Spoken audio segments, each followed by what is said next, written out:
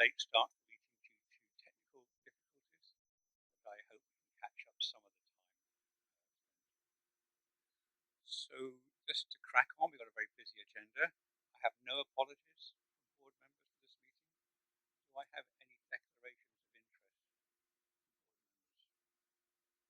Thank you. I have had no other business raised with me, so the agenda is as it stands. We have items to be taken in private, and as is now my custom, I will explain why they're taken, briefly why they're there.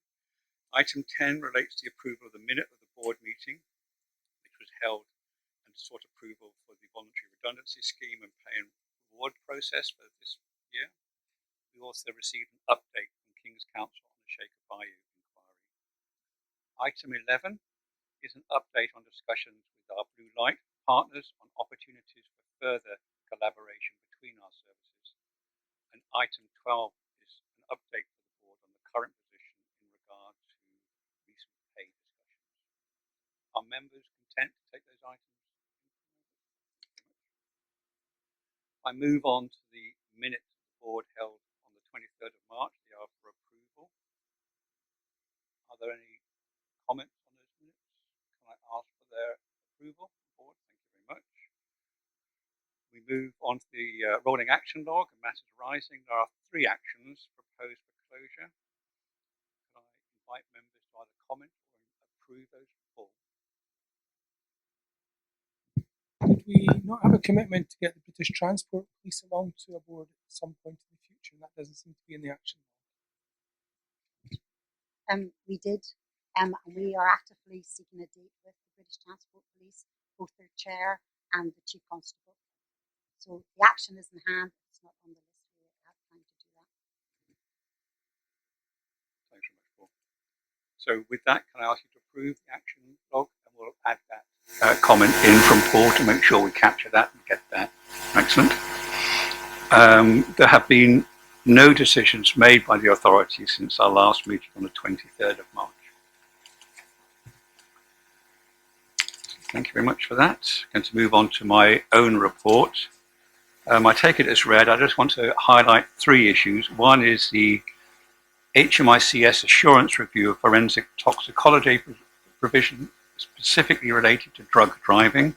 That's now been received, and I commissioned that from HMICS, and that will be come to our board because it's a board commission in our June board, and then it'll go to the Forensic Services Committee and Audit Committee for action and assurance on the recommendations.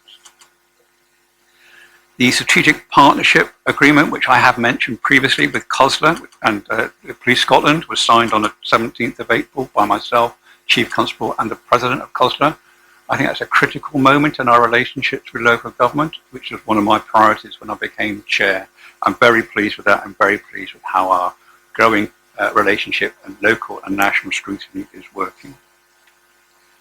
The third and final issue, just to bring to your attention, is that board objectives, item 10 in my report. I've now completed all my reviews, end of year reviews with board members, and as a result, I'm bringing a new set of objectives soon to the board. I've just outlined them here.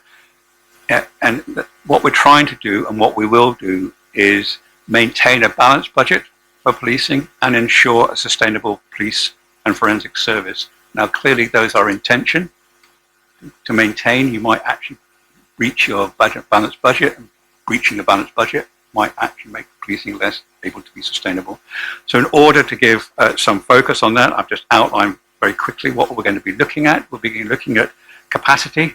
Can we reduce the demands on policing, specifically, for example, through mental health work?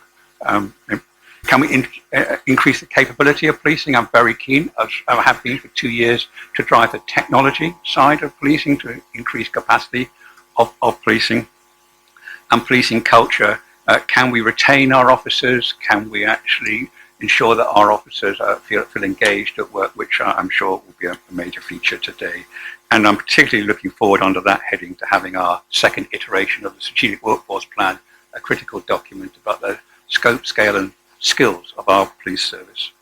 So with that, are there any comments or questions for me on my report?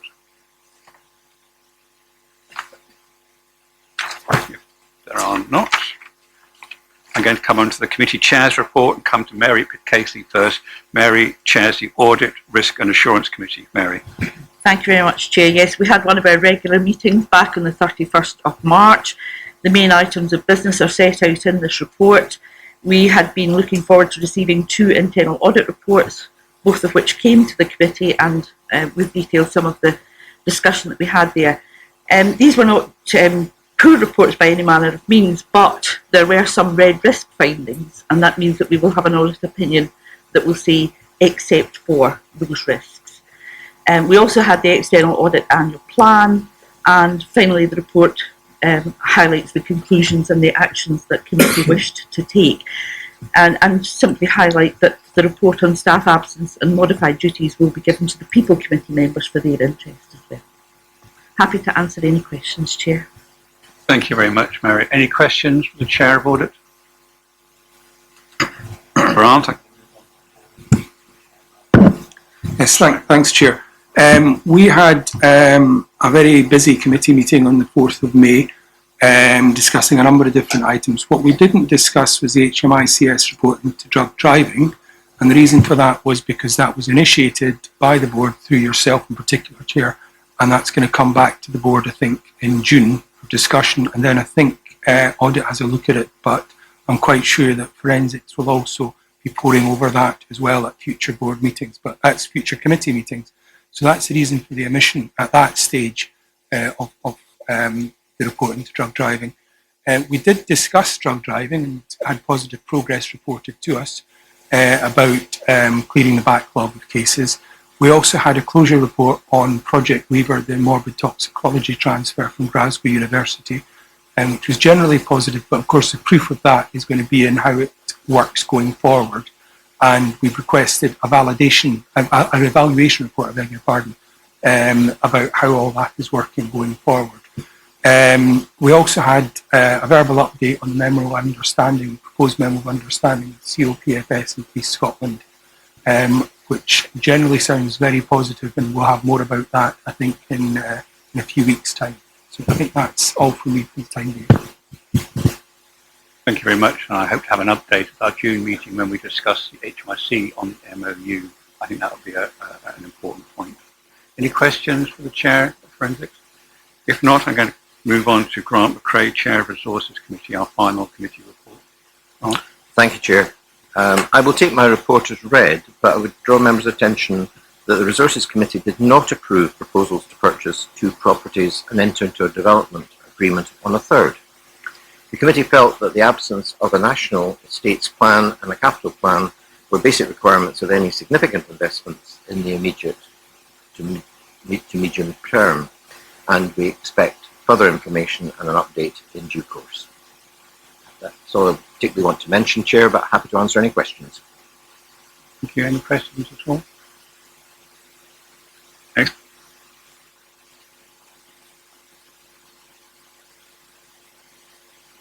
The heart of our assurance and our oversight of policing. I'm going to now move on to the Chief Constable's report. Welcome to the meeting, Chief Constable, with your team. I'm going to hand straight over to you. Good morning, Chair. Good morning, members. Good morning, colleagues. Chair, members and colleagues will know that I stated at the board meeting in this very location in February that I would retire this summer. And I have now written to you to confirm that my last working day will be the 10th of August. As you have indicated, Chair, the authority will look to identify a new Chief Constable by late June of this year. The period between June and August should enable an orderly and calm transition to the new Chief Constable. This was a central objective when announcing my retirement, to discharge what I see as my duty to ensure the stability in Scottish policing is maintained. My written report underlines the scope and scale of action by Police Scotland across many spheres and disciplines to provide an effective and complete safety and security service, a holistic service of safety and security for the people of Scotland, for all our communities in every part of Scotland.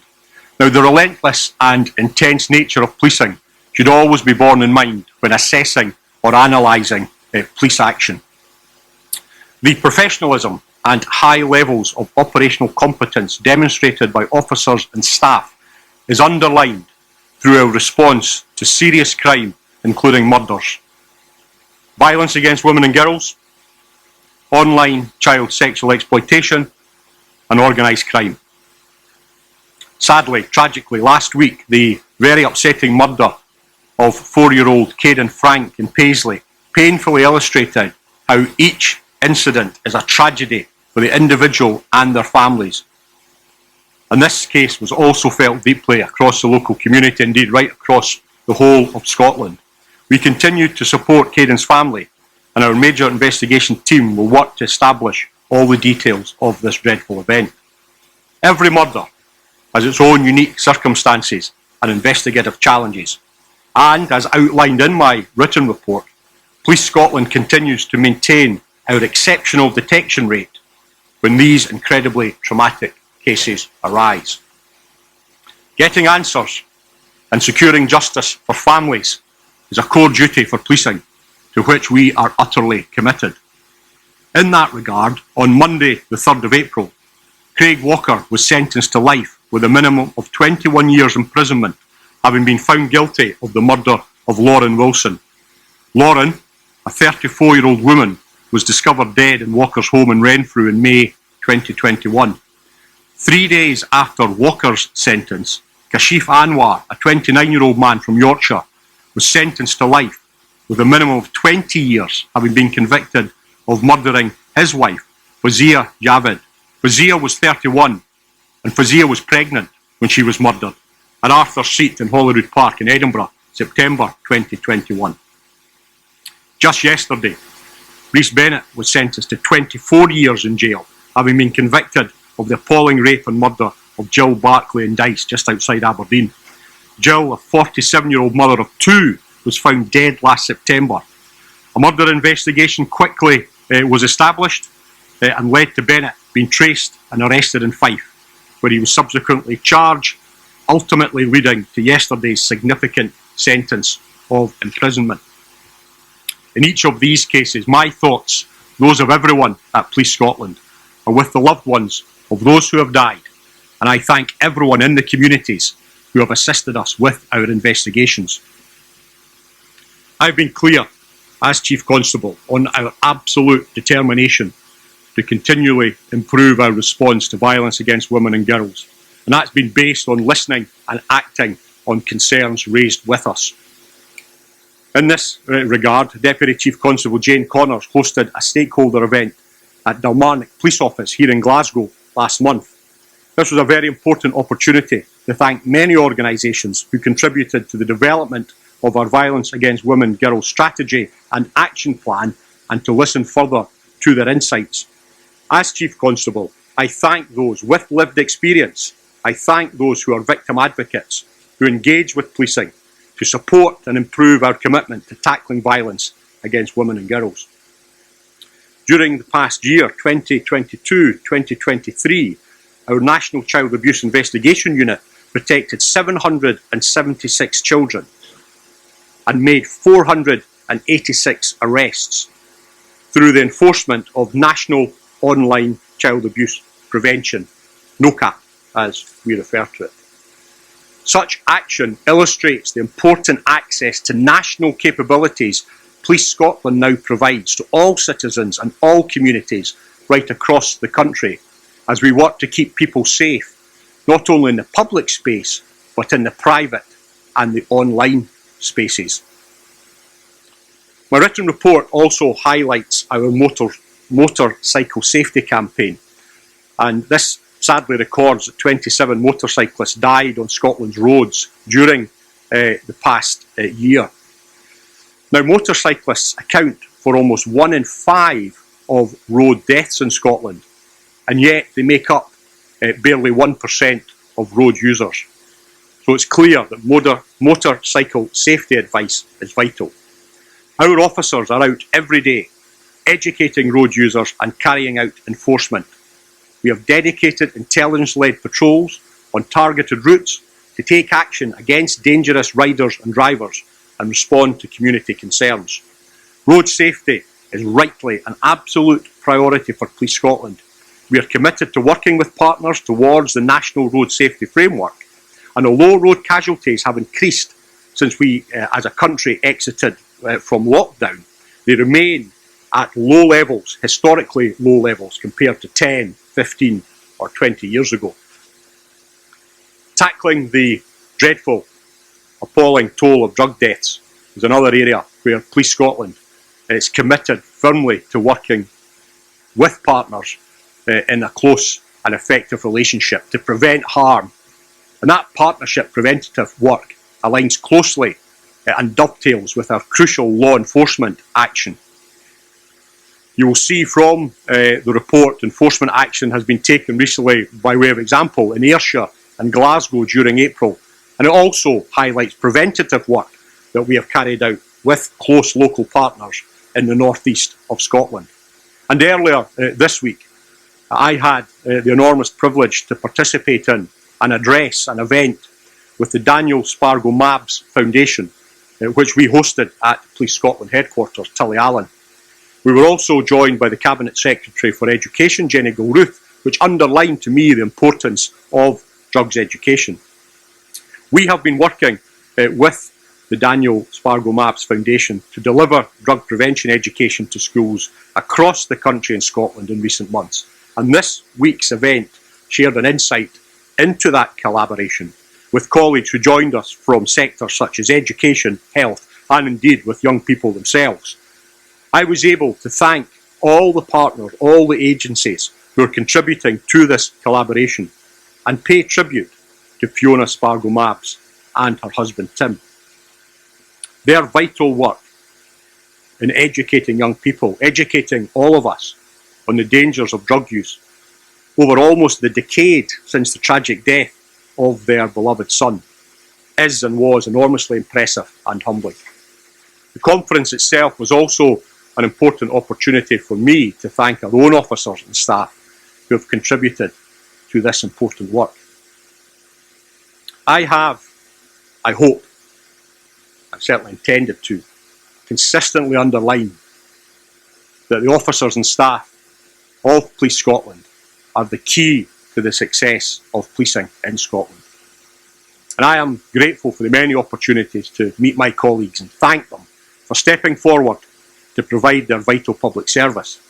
Last week, I was able to recognise and congratulate 36 officers and staff for their long service during awards at Police Scotland headquarters, Tullyallen. Next week, I will welcome our newest intake of probationary officers as they take the oath of office as constables, a very important moment, not only in their professional lives, but in their personal lives, as their status changes to being the holder of the office of constable. Spending time with our officers and staff is truly a privilege. And as my last working day approaches, I draw great optimism and confidence for the future of policing in Scotland, from the quality of people, the diversity of background and experience, and the shared commitment to public service that exists in Police Scotland. I would challenge any organisation in Scotland, any organisation across the UK, to match that shared sense of duty and commitment that exists within the Police Service of Scotland. As Chief Constable, I have an absolute commitment to the safety of my colleagues, officers and staff. It's a duty of care which I take very seriously, a legal but also a moral duty to protect the health and safety of my colleagues. Collectively, over the last number of years, we have made significant progress under Your Safety Matters, as well as significantly improving our support to the well-being of officers and staff. Of course, providing officers and staff with the right equipment and training to do their jobs is an important part of supporting them and looking after their safety, their welfare, their well-being. During the pandemic, the issue of face-fitted respiratory masks became a significant matter, regularly and rightly raised by the Scottish Police Federation and other staff associations around the protection of officers and staff. This experience and the evidence gathered confirmed that the FFP3 masks we introduced during COVID do in fact, offer the most appropriate respiratory protection from a wide range of hazards. For example, smoke, chemicals, asbestos, drugs. The wearing of these masks must be skin tight to ensure protection. The masks require officers and staff who may need to use them in the course of their duties to be free of facial hair at the point of contact to ensure that they fit, to ensure that they are effective, to ensure that they protect. We are at the moment consulting on a proposed policy around the masks, which takes account of officers and staff who cannot shave for religious, cultural, medical or disability reasons, and to ensure legitimate and necessary exemptions exist and that all people are protected and safe when discharging their public duties. But I also want to ensure that any policies we may introduce are proportionate. Accordingly, we are listening carefully to officers and staff and our staff associations so that we can seek and find solutions which protect our people and support their welfare in a manner that is fair and reasonable. These considerations, these discussions, that consultation continues, and I have yet to make a definitive decision on the best approach or policy. As the scale and scope of operational demand and community need continues to grow, Police Scotland continues to drive vital improvements to reform policing. It's a really important update I feel I need to give the board today, and illustrated these improvements by the very significant progress that Police Scotland has made in establishing a single national crime system for the whole of Scotland under our core operational systems programme. As long as I have been a police officer for over 30 years, this is something that policing in Scotland has sought to achieve. The national crime system that we have introduced in Police Scotland has been embedded in the east of the country in the last few weeks, following successful rollout in the north, and will move to the west in the coming weeks and months. Now, despite limited investment across our infrastructure, a point that I have returned to a number of times, this significant step really is a further achievement for Police Scotland. It addresses critical need and makes improvements that legacy arrangements were unable to meet or deliver. Projects initiated before Police Scotland was established, such as IM, such as I6, were for a whole host of reasons, unfortunately unsuccessful. This has now been remedied by Police Scotland's core operational systems programme, a significant step forward. As I have again consistently, repeatedly stated, Police Scotland now is 10 years old. My judgment is known to be a service underpinned by high levels of operational competence, shared values and a clear mission to keep people safe. And oversight and scrutiny of policing in Scotland has never been more robust or transparent in my judgment.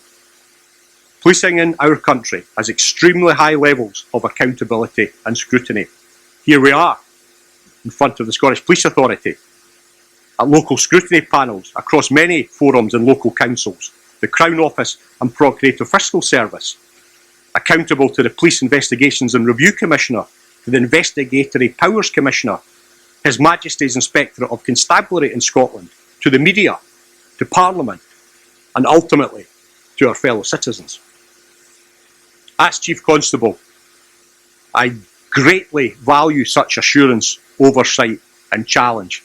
It's necessary, it's vital, it's productive, as a key component to maintain and build public trust in policing, vital to our democratic legitimacy. And I truly feel, that the more people know about policing, understand what we actually do and how we actually do it, the more the trust and support of our fellow citizens increases. In carrying out our duties, the operational independence of the Chief Constable is a key democratic principle. Of course, the core-element of that essential operational independence is the high level of accountability that I have just described. It follows from that police investigations must be allowed to progress without any form of political interference. I have previously asserted, and will reassert today, that I would fiercely resist any attempt to bring political pressure to my decision making or upon any police operation. Decisions are and will be based on public safety and the rule of law, not politics or any constitutional position. Under Operation Branchform, a dedicated team of officers from Police Scotland's Specialist Crime Division continue their investigation into the funding and finances of the Scottish National Party, working closely and in consultation with experienced independent prosecutors in the Crown Office and Procurator Fiscal Service. A diligent, thorough and proportionate criminal inquiry is being conducted with integrity, and 2 individuals have been arrested and subsequently released without charge pending further investigations which continue. I fully understand, recognise and accept the high level of public interest in this particular case, but due process must and will be followed at all times, within whatever timescales are necessary. Timescales set by investigative considerations, not political considerations. So I would urge all civic leaders, if offering any comment or thoughts on what is a live investigation, to act with prudence and responsibility. Wholly inaccurate assertions and uninformed speculation will only serve to damage justice, infringe the rights of individuals, and undermine the rule of law. Chair, as I have stated both this morning and in many other forums and occasions, the legitimacy of policing flows from our relationship of trust, support and consent that we have with our fellow citizens in Scotland. And that relationship, that bond of trust, is enhanced when we have the support of all our communities. I have been the Chief Constable of Police Scotland for almost 6 of our 10 years, and I have been a police officer holding the office of Constable for over 30 years, 31 years come the summer. As such, I have a deep and personal sense of duty and responsibility for leading, shaping and representing an institution of which all the people of Scotland should be hugely proud. Police Scotland has grown into an organisation known to be compassionate, values-based and highly competent. It is well regarded nationally, extremely well regarded internationally, but I know that it can improve, it must improve. Institutional racism, sexism and institutional discrimination have become iconic terms in the vital battle to tackle injustice. Police officers and staff, including police leaders, can be conflicted both in acknowledging their existence and in using such terms, fearing it would unfairly condemn dedicated and honourable colleagues, or that it means no progress has been made since the 1990s. Truly, I recognise that conflict. I understand that conflict because I have experienced that conflict myself over a number of years. The meaning of institutional racism, set out by Sir William Macpherson in 1999 in his report on the appalling murder of Stephen Lawrence in 1993, is rightly very demanding. The phrase, the terminology, however, can and is often misinterpreted or misrepresented as unfair and personal critical assessments of police officers and police staff as individuals. That is not the case. Does institutional discrimination mean our police officers and police staff are racist and sexist? No, it absolutely does not. I have great confidence in the character and values of our people. I am proud of Police Scotland. I am proud of my colleagues, proud of my officers and staff. So I know, and I have shared the reservations and concerns about acknowledging that institutional discrimination exists in policing. However, it is right for me, it's a right thing to do for me as Chief Constable, to clearly state that institutional racism sexism, misogyny and discrimination exist. Police Scotland is institutionally racist and discriminatory. Publicly acknowledging these institutional issues exist in our organisation is essential to our absolute commitment to championing equality and becoming an anti-racist service. It is also critical to our determination to lead wider change and support wider change in society. Prejudice and bad behaviour within policing, highlighted by court and conduct cases, various independent reviews, and by listening to our own officers and staff over recent years, is rightly of great concern, utterly condemned. There is no place in Police Scotland for those who reject our values and standards. Our vigilance as an organisation has never been stronger. Rigorous recruitment, enhanced vetting, more visible conduct outcomes, and a focus on prevention. Every officer in Scotland swears an oath when they take up the office of constable to do their duty with fairness, integrity, diligence and impartiality, upholding human rights and according equal respect to our fellow citizens, according to law. Such an oath rightly requires high levels of personal accountability. Our officers and staff, my colleagues, do incredible things to keep our communities safe, to keep their fellow citizens safe. They take their duties and responsibilities incredibly seriously. Their success is illustrated by the strong bond of trust we share with the public of Scotland and our role as a service of first and last resort in times of crisis. But I know, that people from different backgrounds or with different requirements don't always get the service that is their right. We know that for the same reasons, our own officers and staff don't always have the experiences they deserve. When an organisation doesn't have all the necessary policies, processes, practices and systems in place to ensure that doesn't happen, it's an institutional matter. A candid, clear assessment of institutional discrimination means recognising our absolute duty to provide just and effective policing for all according to their specific needs and circumstances. It also requires identifying and removing the deep-rooted barriers to achieving this. These are necessary steps to progress the commitment that Police Scotland will be anti-racist, a personal commitment I made to my fellow citizens at the commencement of the public inquiry into the death of Sheku Bayo. And as a commitment to the people of Scotland, there is also a commitment to Sheku Bayo's family and loved ones. The onus is on us. The onus is on us, the police service, to address gaps and challenge bias, known or unwitting, at every level, wherever bias occurs, to maintain and build confidence with all communities. Recognising institutional discrimination, institutional racism, in my view, is a statement of reality. The real challenge, the real test, is how are we working to address it? What are we doing about it? Our Policing Together programme identifies and coordinates effective and sustainable change right across Police Scotland.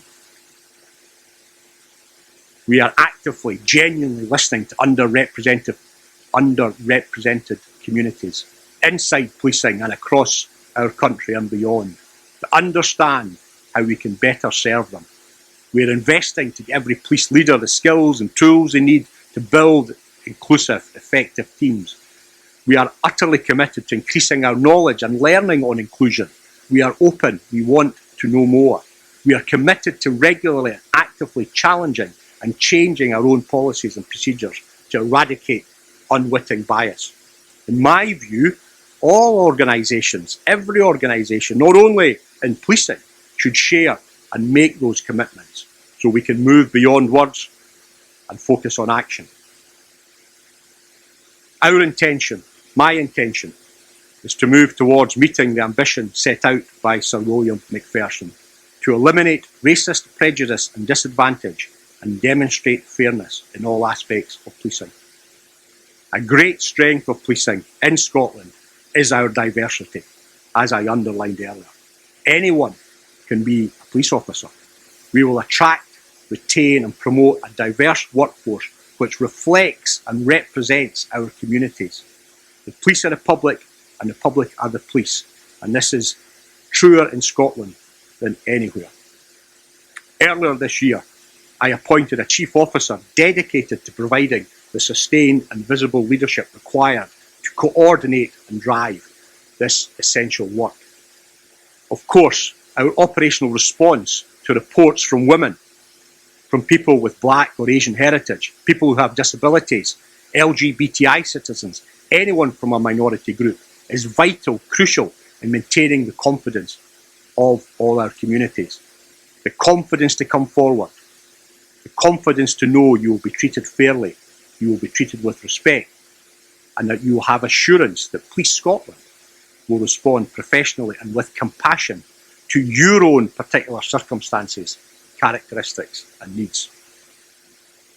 Developing our policing response to violence against women and girls and hate crime will ensure we continue our vital role in helping build a society in this country where everyone feels safe and secure and everyone is able to thrive and flourish and truly be themselves. I repeat again, I know the onus is on us in policing to continue to earn the trust of all communities, because that relationship is the foundation of police legitimacy and is vital to our ability to keep people safe. It is our moral duty. It is an operational necessity. Injustice and discrimination, of course, are insidious wrongs with deep roots in history, and our work to address institutional discrimination will and must continue beyond me as Chief Constable, beyond any individual. Acknowledging institutional discrimination, acknowledging institutional racism will, I believe, act as a catalyst to drive and embed progress. The whole service will retain that resolve, that commitment, that focus. Our success, the success of policing in Scotland, will be measured by the improved experiences of our officers and staff and of all the communities, all our fellow citizens who we serve. Recognition that institutional racism exists within Police Scotland is a key step, a fundamental step forward towards being an inclusive service which champions equality for all the people of Scotland. It is the right thing to do. It will make policing in Scotland even more effective in keeping people safe. Understanding and recognising institutional racism and all forms of institutional discrimination within Police Scotland can and should be, in fact, a source of confidence and optimism for officers and staff, for our organisation, that collectively we can lead necessary change in our service, in policing, and indeed contribute to change across society.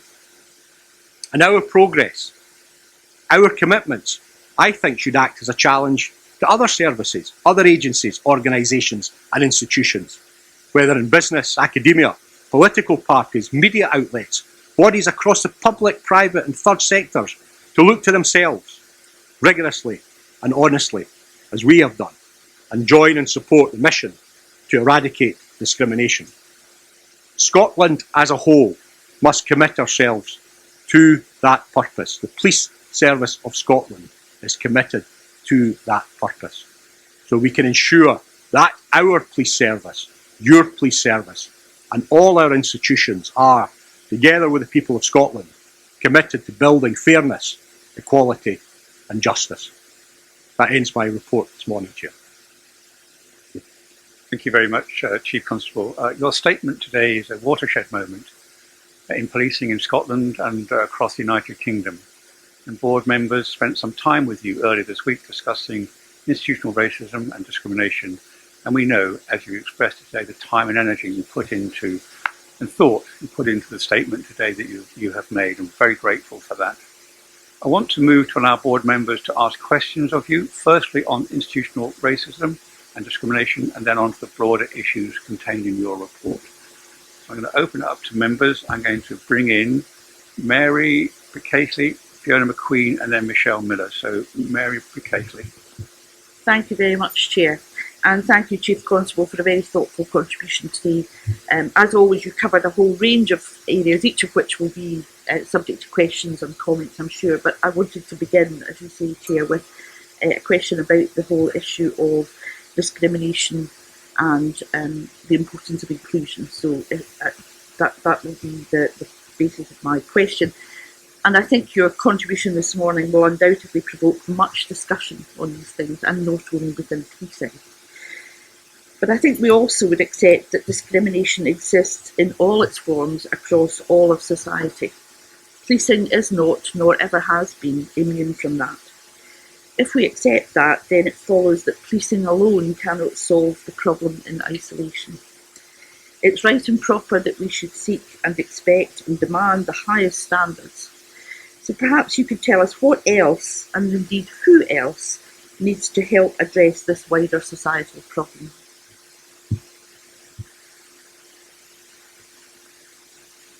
Mary, thank you for the question. There are a lot of great deep philosophical issues that are sitting within that question. I agree with you. Policing is not alone. Policing does not exist within a bubble. We are, particularly in Scotland, very close to our communities. We're drawn from our communities, and therefore issues, prejudice that exist within our communities will manifest itself in policing. But actually, for me as Chief Constable, that's not enough to explain that. We can't say, well, actually, we're part of society. Until society changes, we can't change. I feel because of the police role, because of the unique duties and responsibilities that we have, the powers of compliance, the duties of well-being, that we need to be at the forefront of that. We need to look at these things straight in the eye and look at our own organisation, take care of ourselves first, seek best practice where it exists. At times it is difficult to find. A lot of people seek and assert to be anti-discriminatory, but actually we know, every week, every month, some institution, a sports institution, a political party, a body of business leaders, whatever it happens to be, there are issues of discriminatory behaviour come to light. So I don't think it's enough simply to say we are part of society and therefore we just need to wait until society changes. Our unique role, I think particularly in Scotland, puts a particular duty on the police service, a particular duty on me as Chief Constable. But I do think we need that broader support. I think by recognising institutional racism and institutional discrimination exists, it actually allows the progress to go forward. We've addressed that, we've recognised it. It's like in life, if there's an issue, the first thing you do before you make remedies or before you make progress is actually to accept and recognise what the issue is. And once you've done that, you can then make progress.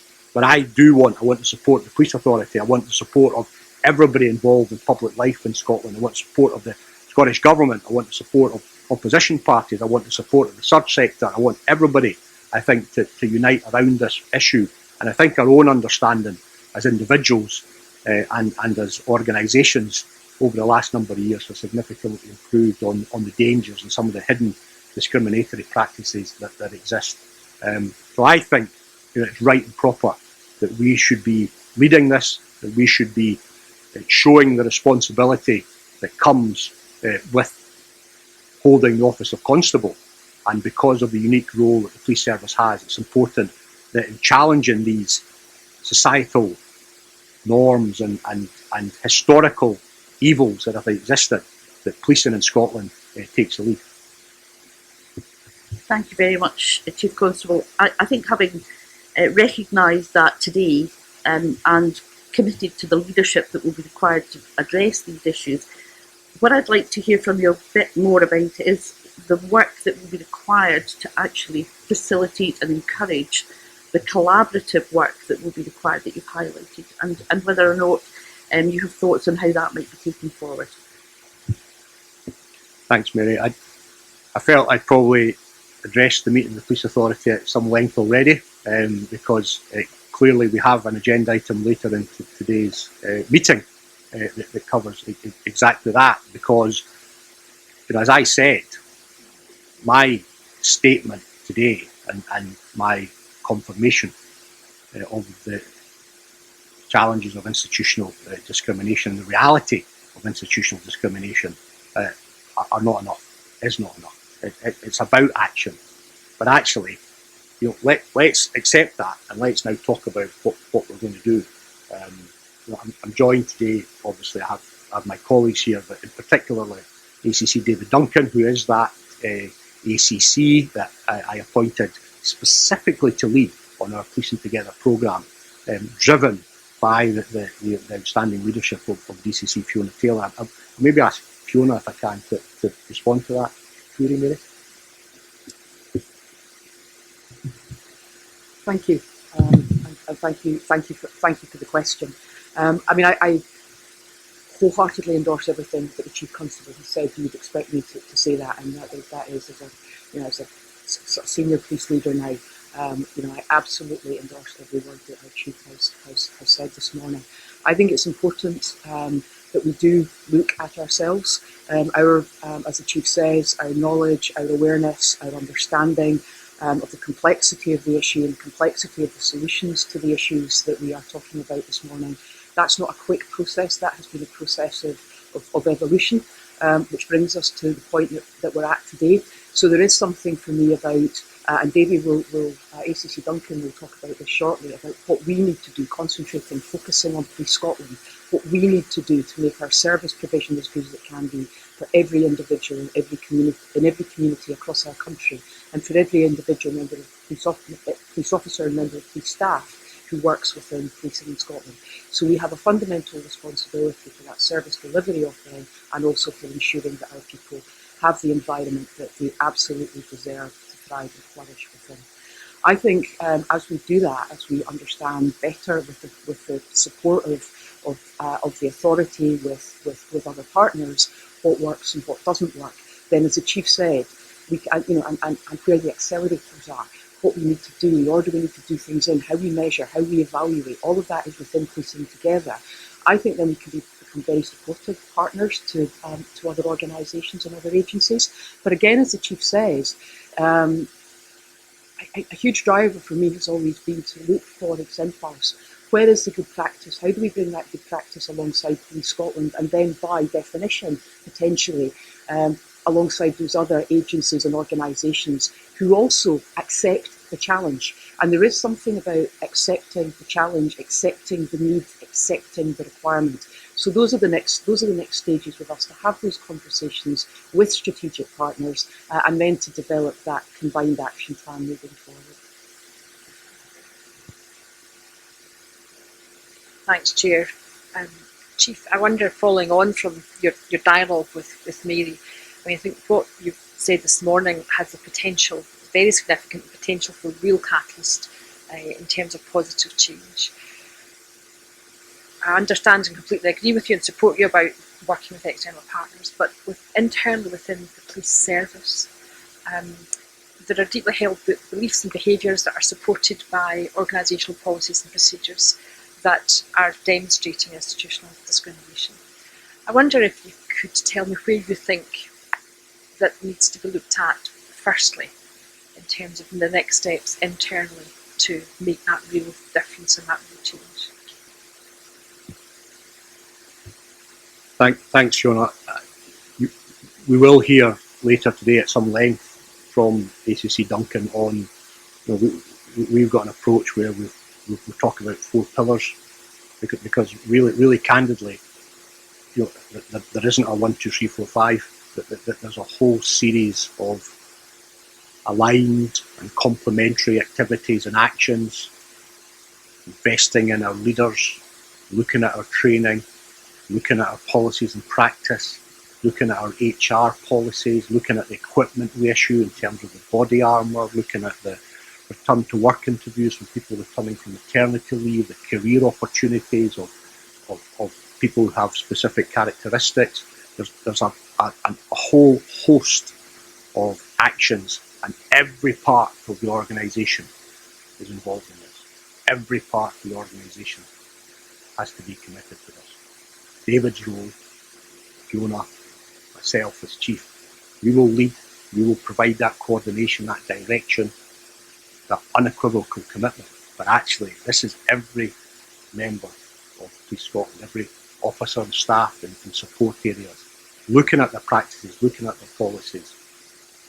So in terms of what first, there's a multitude of things. And actually, this is not static. You know that, Fiona. And again, I'm grateful for the question, but this is work that we've been doing and work that we've been committed to. And actually, if I can speak personally, I talked about the conflict around the acknowledging that phrase. As I said, it's like, well, there's nothing changed since the 1990s. Well, enormous things have changed since the 1990s. But it doesn't mean that institutional racism or institutional discrimination still doesn't exist. And actually, part of my realisation and understanding has actually come from the action that we're taking. We've set up this work. Malcolm's leading work on misogyny and sexism. Fiona's coordinating the whole policing together to cover all issues in terms of equality, diversity and inclusion. David's now got a dedicated command portfolio. So if we have all this activity, we've got all this commitment, what is it? There must be a mischief that you're trying to address. Or is it, or is there not? The mischief we're trying to address is exactly that.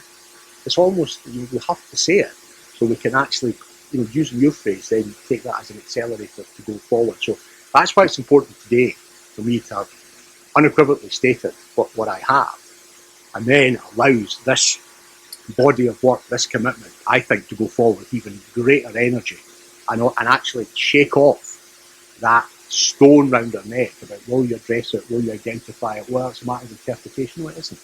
There's a meaning that the person gives, and that applies. We accept that, and now what's important is what we do. And there's going to be a multitude of actions and activities. And I said, I mean it genuinely, I'm optimistic. I think this will assist and will help. And I think police officers and staff, another concern for me, bluntly, is my colleagues, who I care about deeply, thinking that I am sitting here condemning them. Far from it. Far from it. It's the institution. And actually, nobody's got more responsibility for the institution than me. Thank you. I think that's really helpful, and there's been a huge amount of work. I share your optimism, Chief, about the opportunity now to change. What would you expect to change as a consequence of your announcement today? So you talked about a lot of work, and we're going to get in papers later on in the agenda. Are you expecting business as usual, or will you expect to see a step change from today? I expect, I hope, that the experiences of the communities we serve, the diverse communities we serve, are improved in their dealings with the police service. But there's a recognition of their particular needs. So when we go and speak to them, when we go, for example, to go and deliver a death message or some other tragic incident, that we think and we show a sensitivity. At times there's no malice, but there's been a lack of sensitivity and understanding. And I actually think our organisation, our officers and staff, actually know that and see that. And therefore that experience of our fellow citizens is crucial. And then vitally, clearly, the experience of our own officers and staff as well.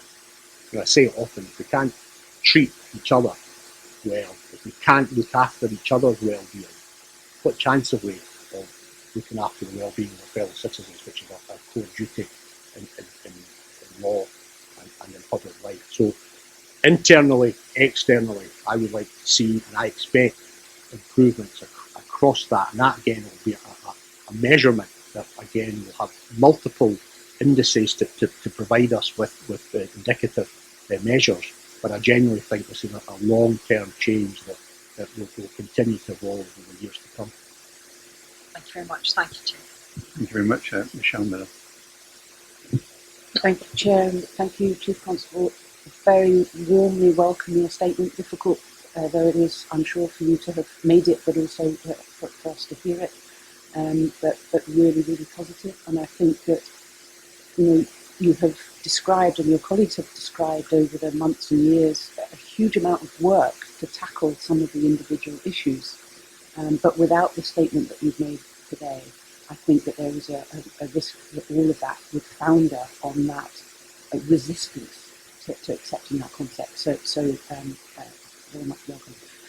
My question is in two parts, I suppose, and it does relate back to your statement earlier in your report about robust and transparent scrutiny. And so the first part of the question is, with hindsight and knowing what you do, and having reached the position that you have today with your statement, what questions and how might you have explored this issue to have gotten to this position sooner? So that's one question. But almost more importantly from a board's perspective, given our responsibility in relation to scrutiny, and we have been hearing that huge amount of work that's been going on. We've got reports on the agenda today, and absolute credit to everybody for the effort and the commitment, the stated commitment about tackling all of this. But what questions do you think we might have asked that would have helped us get to the issue sooner in terms of that openness and transparency and the statement that we've heard today? Because, and it's not about looking back and saying somebody didn't ask a question, but it's about looking forward and making sure that we're equipped with the insight and the knowledge to really test you and your successor and her or his senior management team around some of these critically important issues, and how we make sure we ask the right questions to get the right answer. Thank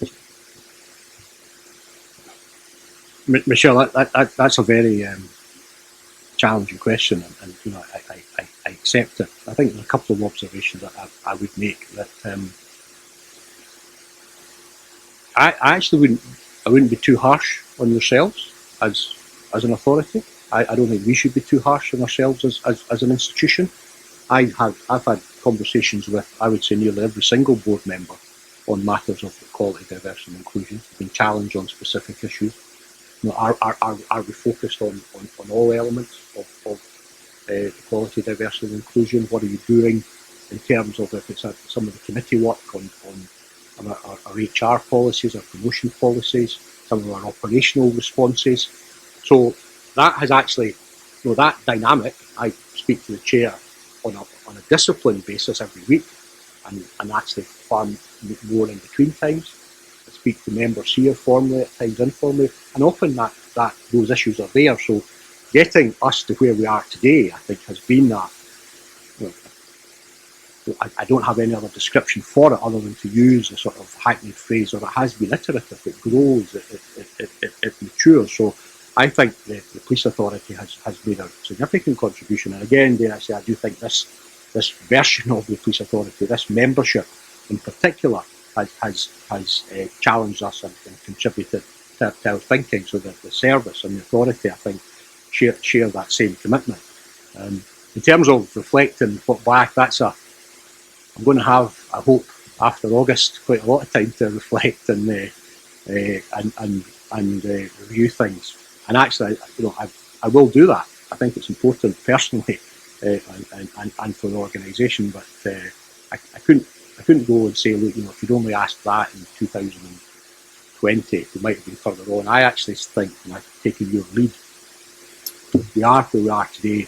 It's about going forward from here, it's accepting these issues, taking action, and really just having a robust and very disciplined resolve to make progress. But I actually think the authority has made a contribution, and significantly.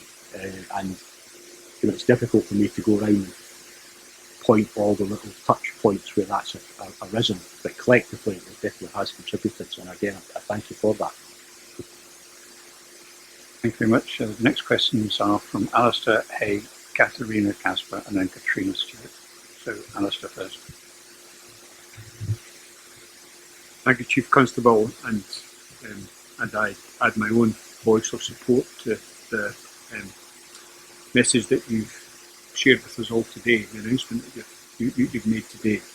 And in that announcement, you acknowledge that the impact of this announcement will be felt deeply by the hard-working officers and staff to keep the service delivering day in and day out.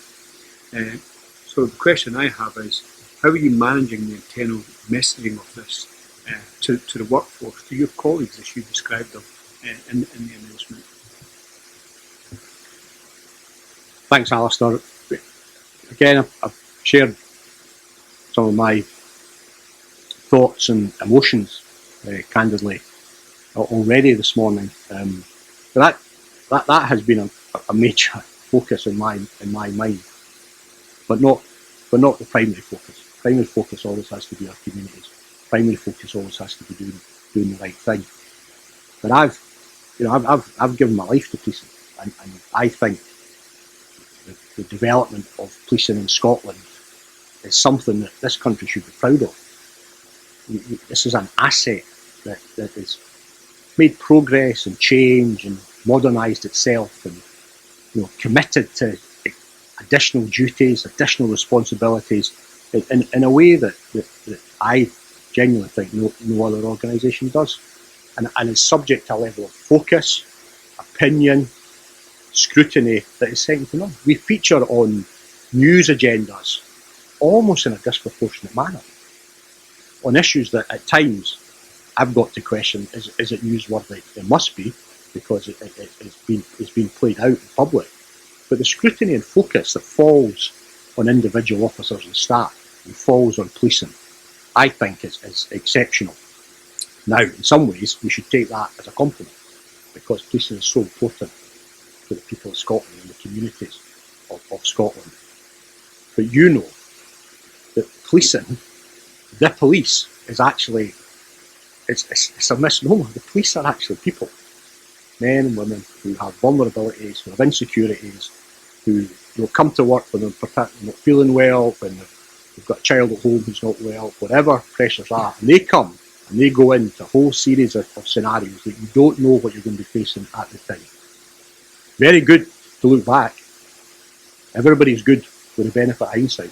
But police officers have to go and deal with issues that they see and act in good faith to try their absolute best, knowing that they will be scrutinised, they will be reviewed. Now, rightly, that's what I've said, that it's right that for policing, because of the unique powers and status that policing has. But actually, for police officers and staff, they need to feel valued, that the work that they're doing, the commitment that they give, is just not taken for granted. And I've said before, in the early years of Police Scotland, and I was part of that leadership team, so I'm not pointing the finger at any other individual or group.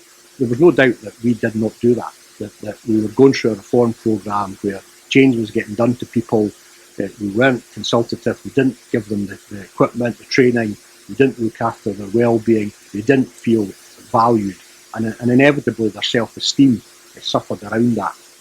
So when I am coming forward today to state what I firmly believe to be a reality about the challenges of institutional racism and institutional discrimination within Police Scotland, I'm very conscious of the fact that this is not an indictment on our police officers and staff. Far from it. So, I've already ensured before I came today that I have sent a personal message to every single member of the Police Service of Scotland. I told them first in a personal email from me what I was going to say today. So they knew about it and they understood that. I've asked all my leaders across the divisions, across the departments, police officers, police staff, to go and speak to their teams, to explain it. We've provided facilities in terms of likely questions and answers, other context around what the Chief Constable is saying, and also, importantly, what he isn't saying, what we aren't saying, we're not condemning police officers and police staff. This is an institutional issue that I take responsibility for. So we've considered that at some length. That will continue. We're going to have to see, how my statement has been received internally and externally, and continue to provide that support and reassurance for the outstanding officers and staff within Police Scotland, who are at the front of demanding that anybody who is a racist or a misogynist or who acts in an inappropriate manner gets out of the police service. Nothing worse than an honourable, hard-working police officer, member of police staff hates than somebody who lets us all down. So I believe that there will be support for the statement I've made this morning. Thank you very much for that response, Chief Constable. I really appreciate the thoughtfulness in which you've considered how this announcement will be made. Absolutely accept that the focus is on service delivery and how it impacts out there within our diverse communities, but that appreciation for the staff and the way you've articulated that today, I thank you for that. Very much. Catherine McCasker. Thank you very much, Chief Constable. I would like to just join the comments that my colleagues have already made about really welcoming the statement and just your candour and frankness as well. My question is probably similar to that of my colleague Michelle Miller, but I'm thinking there's members of the public now sitting here or watching this, listening to this and thinking, Police Scotland has been in place now for the last 10 years and you were at the helm of it for a long period of time as well. So why has it taken so long to reach the stage where you feel like you're comfortable making these statements? And has there been any particular evidence that you are now able to draw on to make these quite definitive statements at this stage? Thanks, Katerina. I mean, absolutely, Police Scotland has been in existence for 10 years, but policing in Scotland has been here for almost 200 years. And that's actually relevant to the issue we're discussing. So this is an ancient institution that inevitably is going to carry the cultural norms and structures of the history that we share.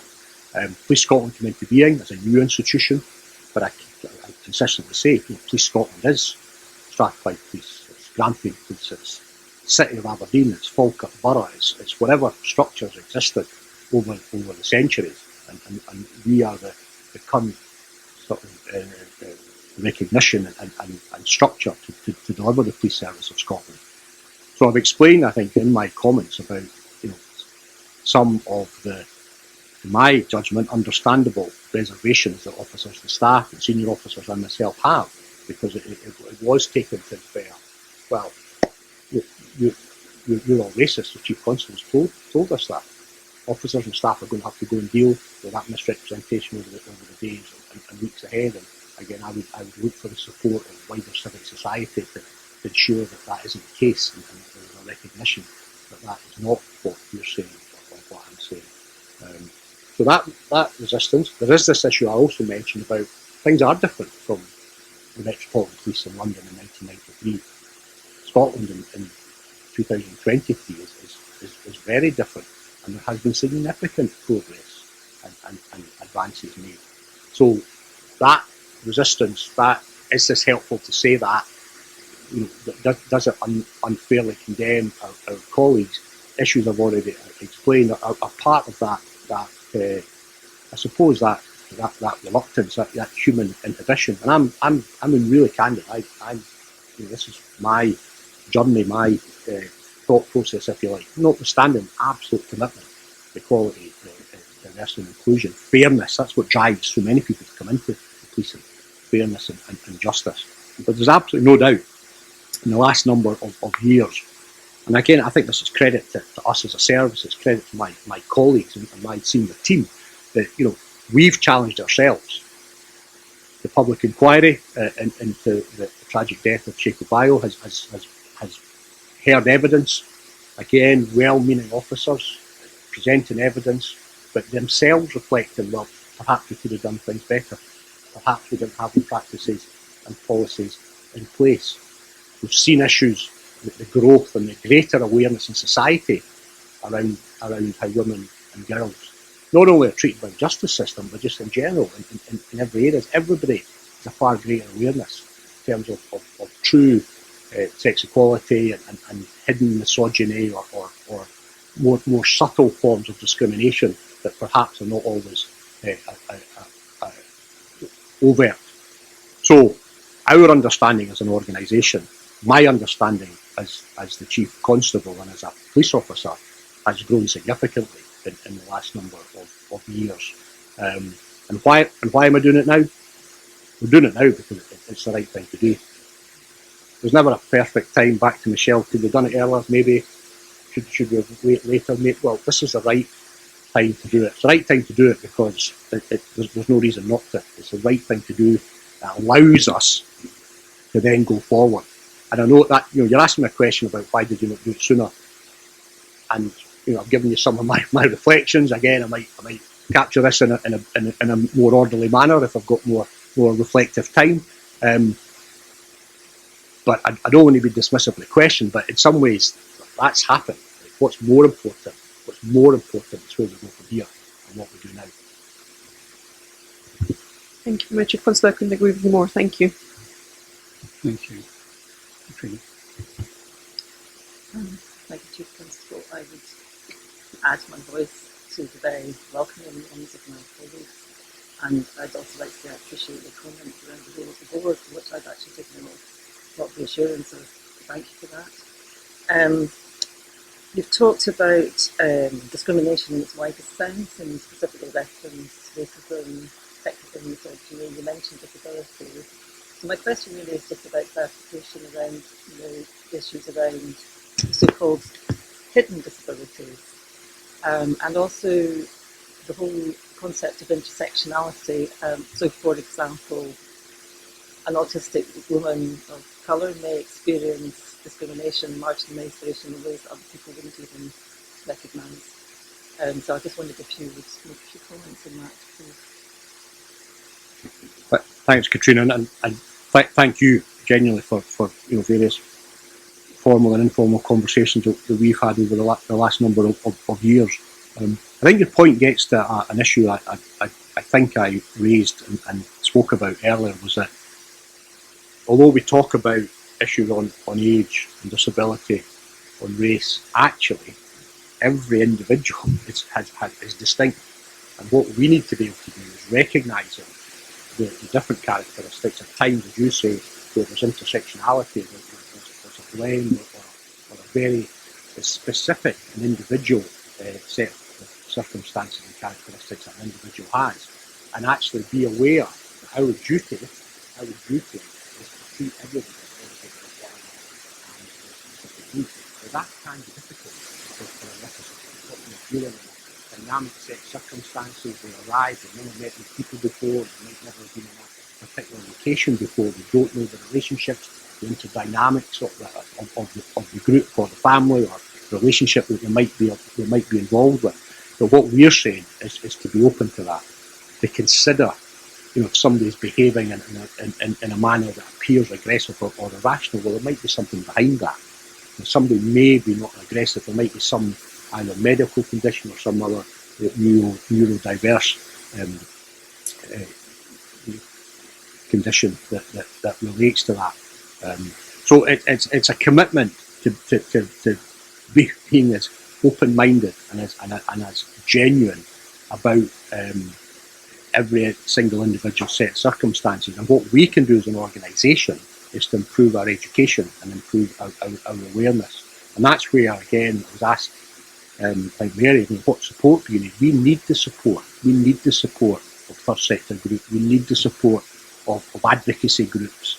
We value that. We reach out. We know at times that can be difficult for some of those groups. And I greatly welcome people that come forward into an independent review group or a professional reference group, give of their time, the greater good. Sometimes there are issues in that are difficult to hear. Sometimes there are issues that I don't agree with. But that's not the point. The point is we need to hear that, we need to learn that, and we need to take that on board. So I would I suppose just absolutely give you a unequivocal commitment that recognition round about intersectionality and the challenges, particularly people where there is that crossover of needs, and is something that we're aware of, and that we will work as hard as we can to make sure everybody gets the service that is their right. Chief Constable, very much appreciate your assurances there, and I know there's an increasing understanding about the importance of lived experience, and very much welcome what you just said there. I think because this is a public forum, I feel I have to also say that that autistic woman of colour may actually be one of your police officers. So I just, it's both internal and outward facing. Thank you very much indeed. No, thanks, Katrina. Again, I think I've reiterated a number of times that exactly that. We need to ensure that everybody within the service is fully respected and supported, so that we can then go and provide that full respect and support to our fellow citizens. Thank you very much. I've got two more questions, and then we're going to have to move on to Jane Ryder and then Tom Halpin. Thank you very much, Chief Constable. I add my voice to that of my colleagues. Very hugely supportive of your statement, fully endorse it. The authority we want to play its part most definitely in that support, scrutiny, stretch mode, and I think it's a joint responsibility. And in the sense I'm flagging up for slightly later in the agenda, there is a joint strategy for policing. So it is the SPA and Police Scotland. And I just would like some reflection. Do you think that the commitment, the acknowledgement that you're making, the commitment you're making is yet sufficiently reflected in the joint policing strategy? I think it is, Jane. And again, it comes back to some of that observation I gave to Fiona, because we've got this body of work and action and commitment, and we've got a whole network of work. We've got dedicated leadership in place, and therefore that's why why we're doing it. I think what helps it, which will help deliver on that strategy, is this public recognition that institutional discrimination exists. So that I do think it's linked to that, and actually, I do think the strategic document has developed significantly. It's got far more on equality, diversity, inclusion, violence against women and girls. Obviously, looking at we'll come to this later in the agenda. But I actually think what I've said today, and again, as I said earlier, I think will be an enabler to deliver on our strategic objectives, and ultimately an enabler of our ability to keep people safe. Thank you, Chief Constable, and we will be looking for that as we go forward, the nuance and the emphasis on that. Exactly so. Thank you very much.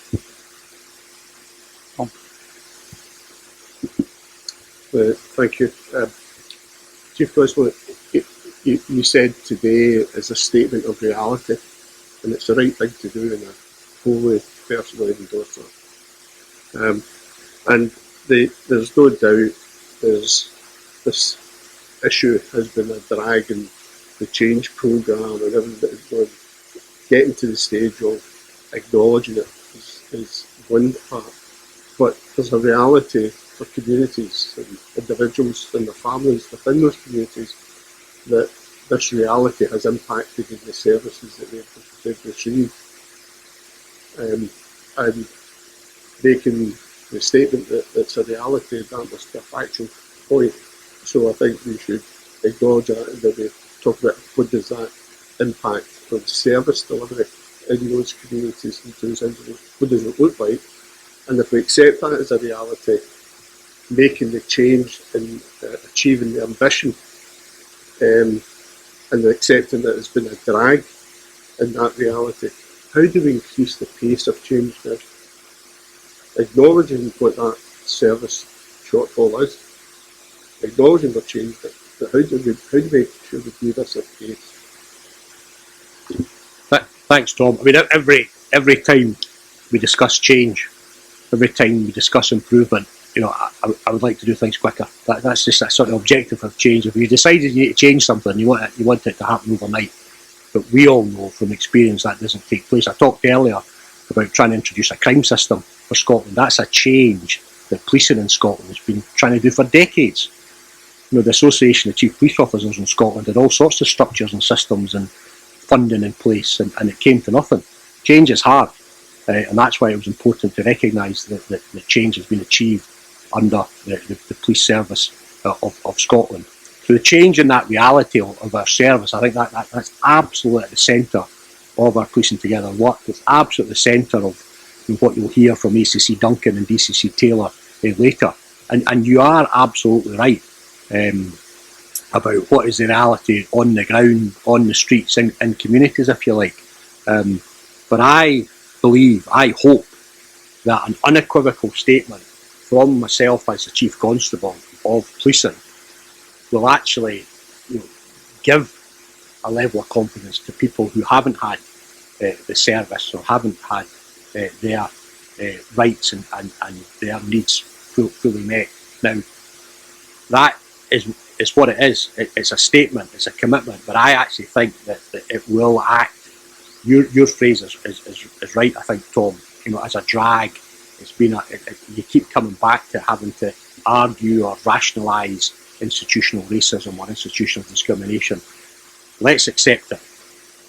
Let's look it in the eye and say that it exists, and then let's get about what we need to be getting about, which is improving the service, making our services better, our response times, our response to domestic violence, our sensitivity to victims of crimes, our preventative work, our ability to police public order events, our ability to police on the cyber space, so that we've got a prevention and an enforcement and an education capability in the virtual space, just as we have in the physical space. All our ambition, all our intent to build this holistic model of safety and security that the Police Service of Scotland allows, I think will be enabled by this recognition today, so that some of our communities who haven't had the service, and this is not over Police Scotland, this is the service from policing in Scotland over many years, that actually we can start to remedy that and improve their experience.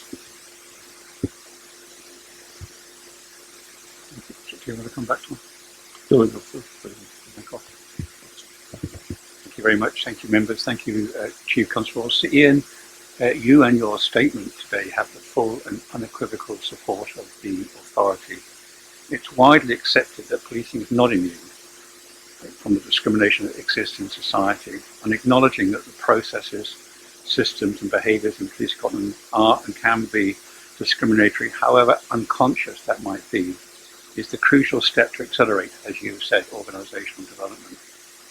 Police Scotland, as we'll hear later, and as the board know, have put an enormous amount of effort into the strategies and processes to drive a positive and anti-discriminatory culture.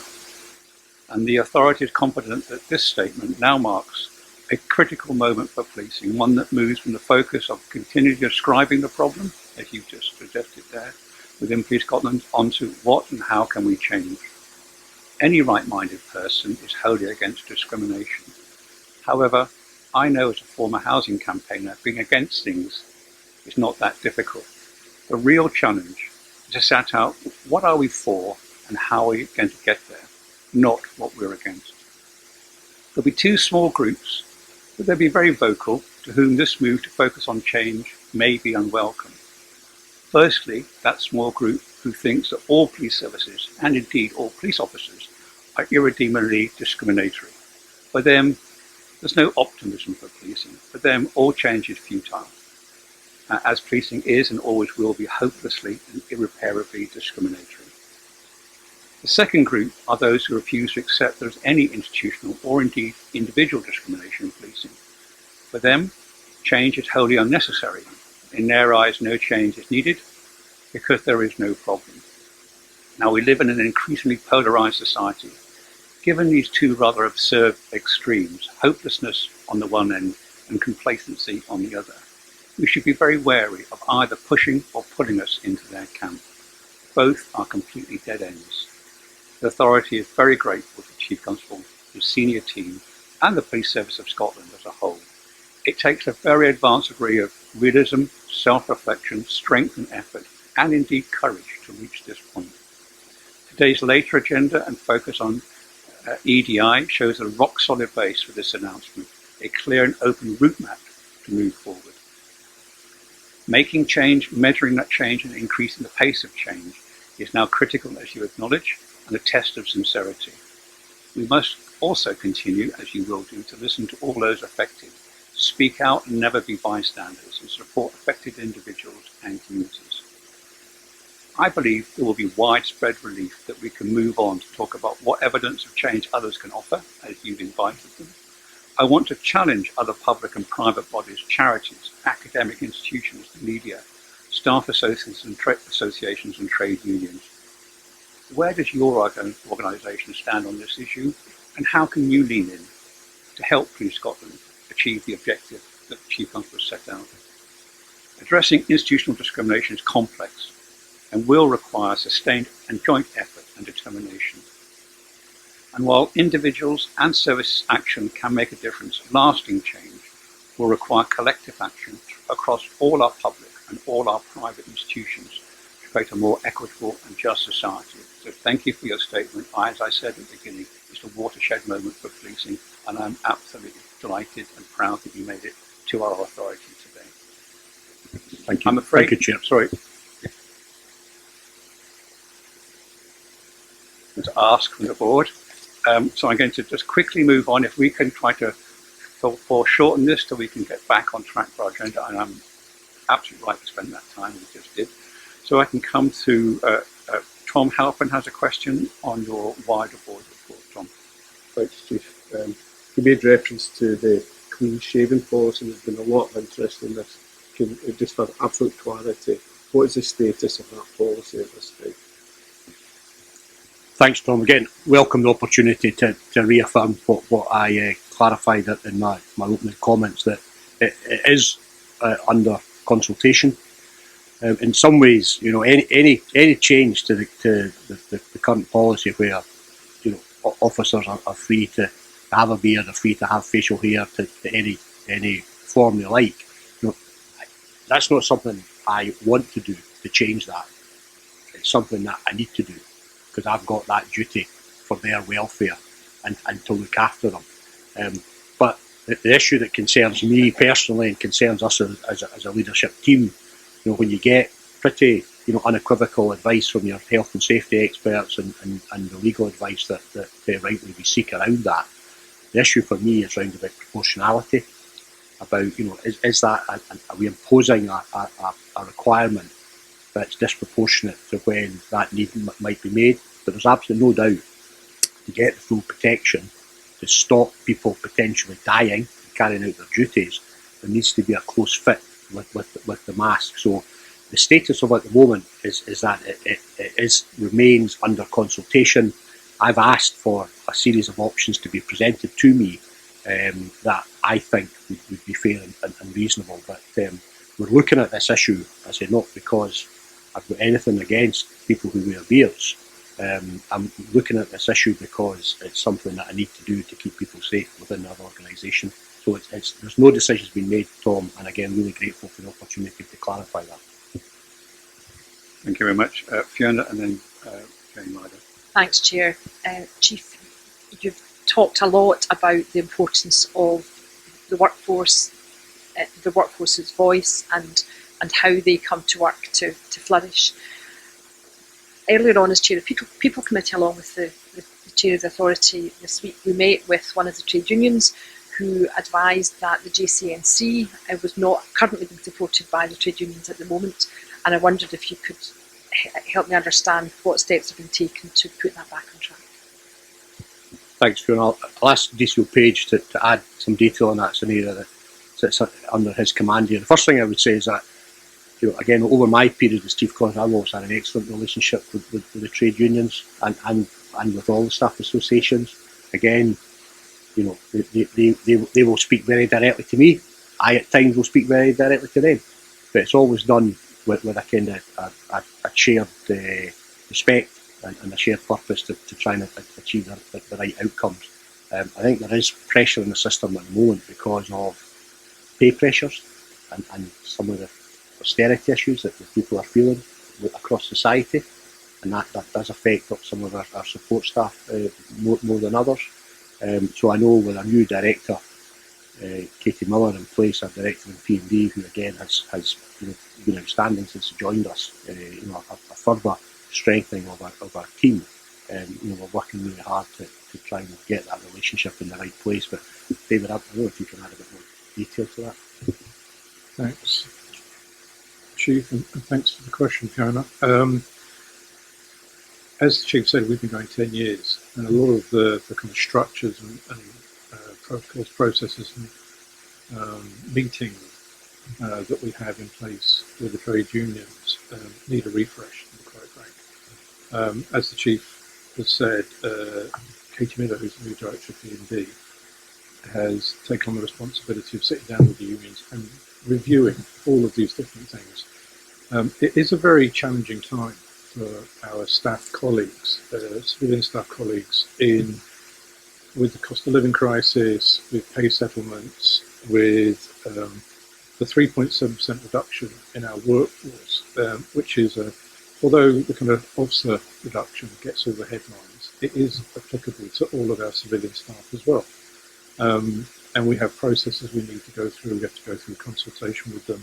And there's a number of issues which, quite rightly, we need to sit down and look at freshly. We're developing a new working together protocol with them, which Katie is leading.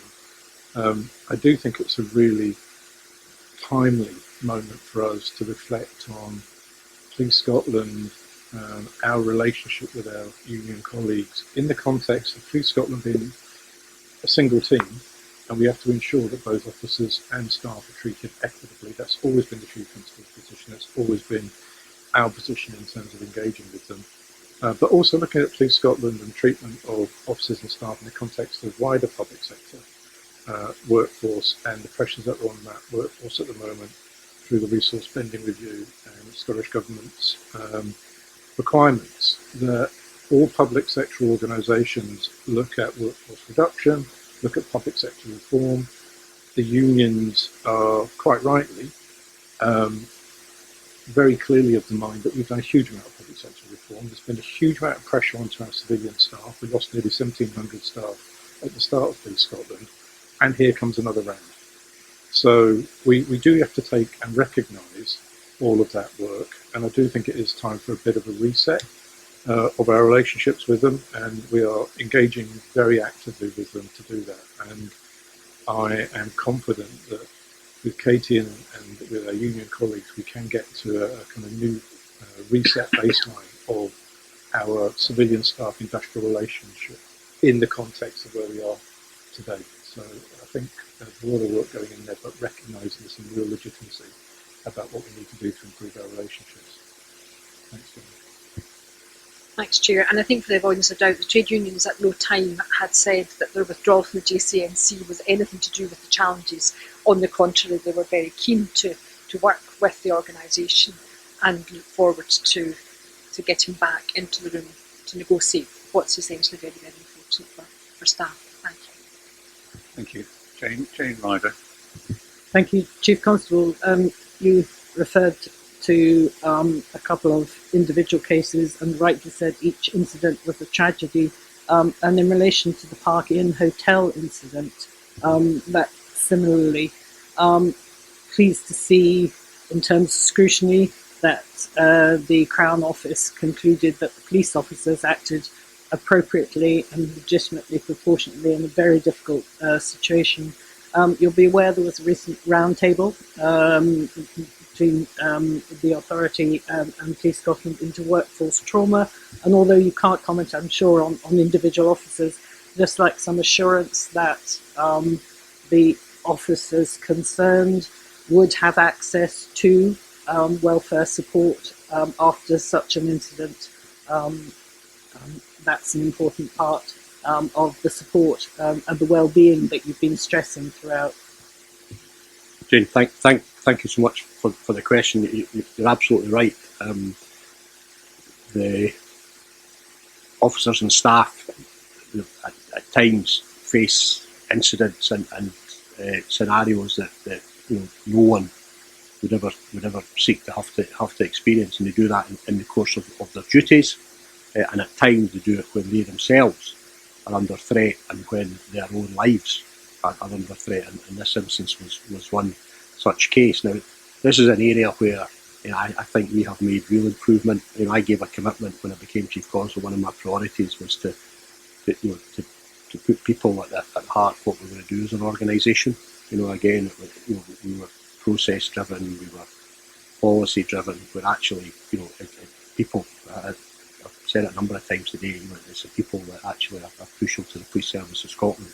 So in an incident like that, there's a a very sophisticated post-incident process that goes into play to ensure that the investigation can be carried out, but that the welfare and well-being of the officers involved is in place.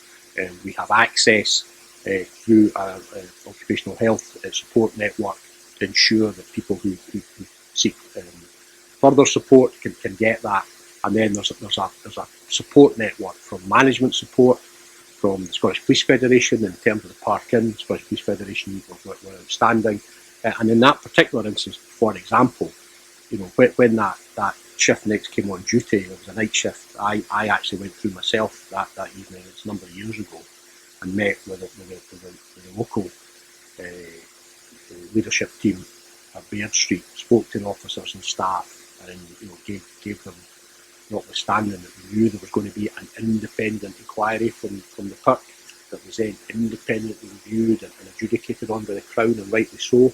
That's a difficult process for officers to go through, but that actually their well-being was uppermost in that. And again, the support round about that has been significant. A year anniversary after the dreadful events at the Park Inn, one of my chief officer colleagues, ACC Steve Johnson, and if I can, I just want to pay tribute to Steve for his leadership in regard to the Park Inn. Steve was the duty officer. He spoke publicly, you may recall, after the tragic events, and Steve has continued to look after each of the individual officers and their families. And a year in, we brought all the officers together, those who wishes to attend, and all of them did, to our headquarters. And it was a Saturday morning. We came in casual clothes, and again I went in and we spent some informal time just for coffee and a few ones, etc. Just to try and see how people were a year in and to continue that level of support. So that support, we've got processes round about trim and formal debriefing processes. But that commitment to officers and staff is vital. It's the right thing to do as well. But again, candidly, we need to look after them, because we don't want them. We don't want to lose them. We don't want to lose them to policing, and we want to make sure that they and their families are looked after, so that they can recover from such trauma and actually come back to serve their communities again. Thank you, Chief Constable, and that brings to life the abstract of a process.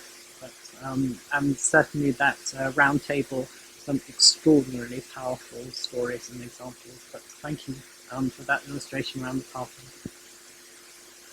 Okay. Caroline Stewart. Thank you, Chair. Thank you, Chief Constable, for your report. My question is focused on the fact that a significant portion of your report is related to crime in the digital space. For example, you report a 2,000% increase in cryptocurrency theft and fraud. The UK government's fraud strategy says cybercrime is a national security threat on the same level as terrorism and accounts for about 40% of all crime rates. As you say in your report, responses are both multi-agency and international. So my question is, what support does Police Scotland get from any national approach or specialist resources to tackle this? I'll ask Malcolm to maybe just add a little bit of greater depth and context on the issue around about fraud. I'll respond to the funding issue, because this has been an issue of frustration for me over many years. But it's an issue I recognise, and I respect, if you like, the devolution settlement. But when there is a significant investment in policing or law enforcement in England and Wales from the UK government, whether that's to do with counter-terrorism investment, or in this instance to do with what's now been identified as a national security threat around fraud, the constitutional, the devolution settlement is such that that obviously then goes to the Scottish Government as part of the Barnett consequences. It's then legitimately and rightly a matter for the Scottish Government what it does with that funding. But we over the years have not always seen the consequences of that. And yet we know that those threats, whether they're terrorism threats or whether they're fraud threats, are quite plainly transnational and would affect all parts of the UK. Now, we would then have bilateral discussions with the Scottish Government, involving the authority as well, around some of those funding issues, and at times we've been able to get some specific support round about that. But it's an important point to make, and I make it without any level of criticism, just a statement of fact. I think it's important people understand, the public understands that when those investments are made, that does not necessarily mean that Police Scotland's getting 10% of that in broad terms. The money has to go to the Scottish Government, and then the Scottish Government, rightly under their democratic mandate, decide how that money is then spent. And it might not necessarily be in police, it might be in other sectors. But I just on the fraud point, Malcolm, I wonder if you could add to that. Thanks, Chief Constable, and thanks, Caroline, for the question and for your support around about our cybercrime and the fraud work that you're aware we're doing. I mean, the short answer is, and support what the Chief's just said, we're not getting any funding at the moment directly in relation to the National Fraud Strategy. But I'll come on and say a little bit about some of the work we're doing where we may get some dividend from that in the future. Fraud has been a growing crime and concern. 16,879 reports last financial year. That's an average of 46 every day, and we know it's massively underreported, despite the fact that we're trying to improve that. It's not a victimless crime. You know, to go back to some of the really important discussions that have just been had, this is a crime that also can be focused on people who have particular vulnerabilities or special recognition required in terms of our nuanced response in adapting how we deal with the growth and the proliferation. And 95%, at least 95% of fraud is now committed as a cyber crime or offence.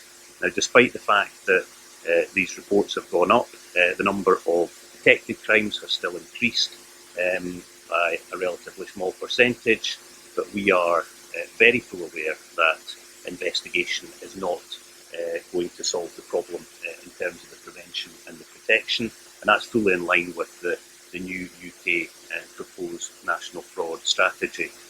The Chief Constable spoke about reserved and devolved matters. The reason it's a UK fraud strategy is because key elements of that strategy are reserved matters to Westminster that have an impact on Scotland. So there are three elements to pursue fraudsters, to block fraud, and to empower people.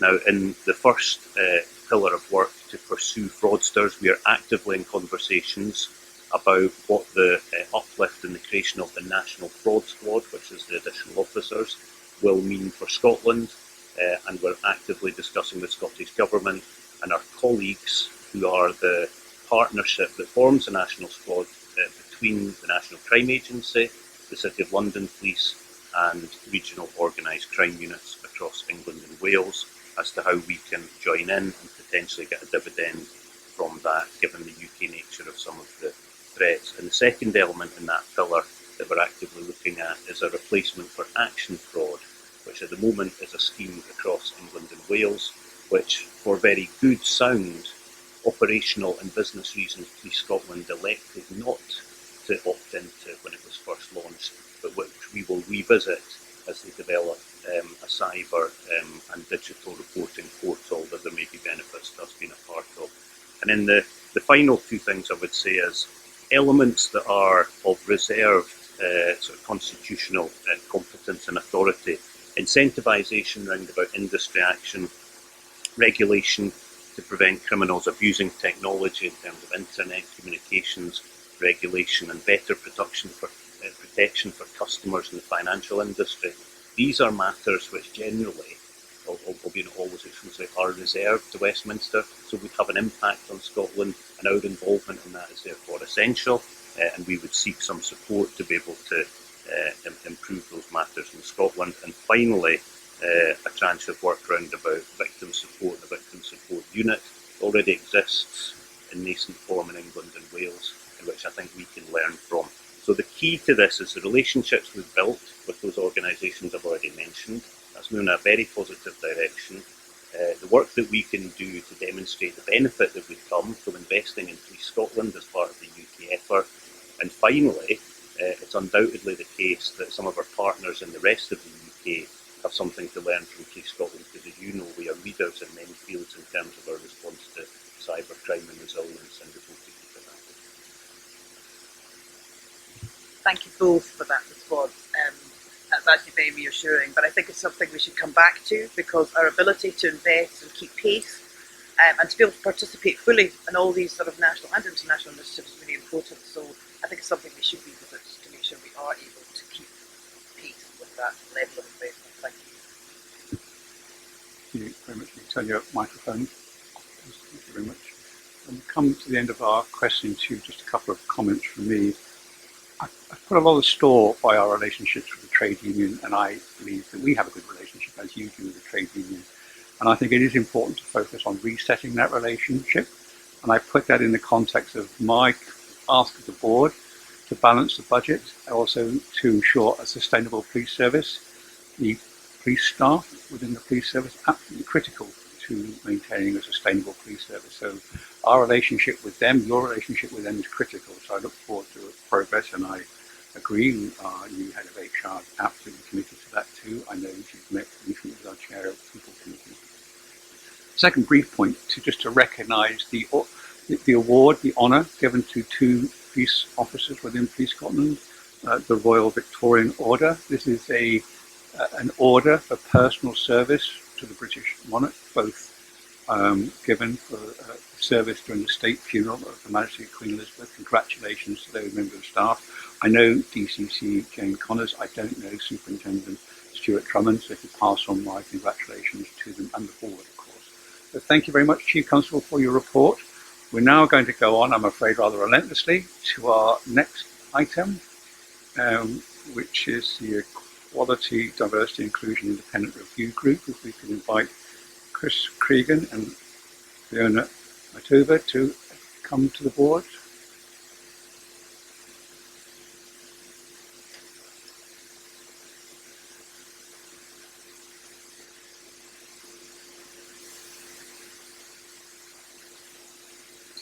You, just yourself, do we have? Nothing better, Chris. Great.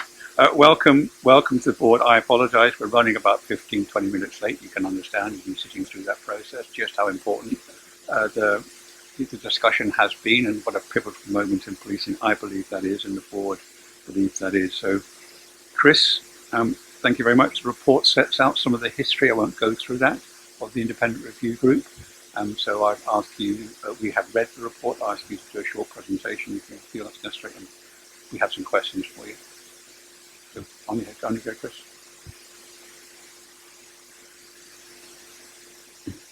Thanks. Okay, so thank you very much, Chair. And as you say, of course, colleagues, you'll have the opportunity to read the report that we've submitted, and I take that as read. What I do want to do is just highlight from what our perspective are some of the key points. And the first thing I want to stress, and I know it's made really clear, but I think it's important to do so nonetheless, is that these are partial and provisional findings. We're on a journey, Police Scotland is on a journey, and they are part of that. This report is part of that journey. As we've acknowledged in the report, we've drawn heavily on early qualitative findings from conversations we've had with officers and staff at different levels of the service and across a number of groups and divisions, and observations from visits around the country.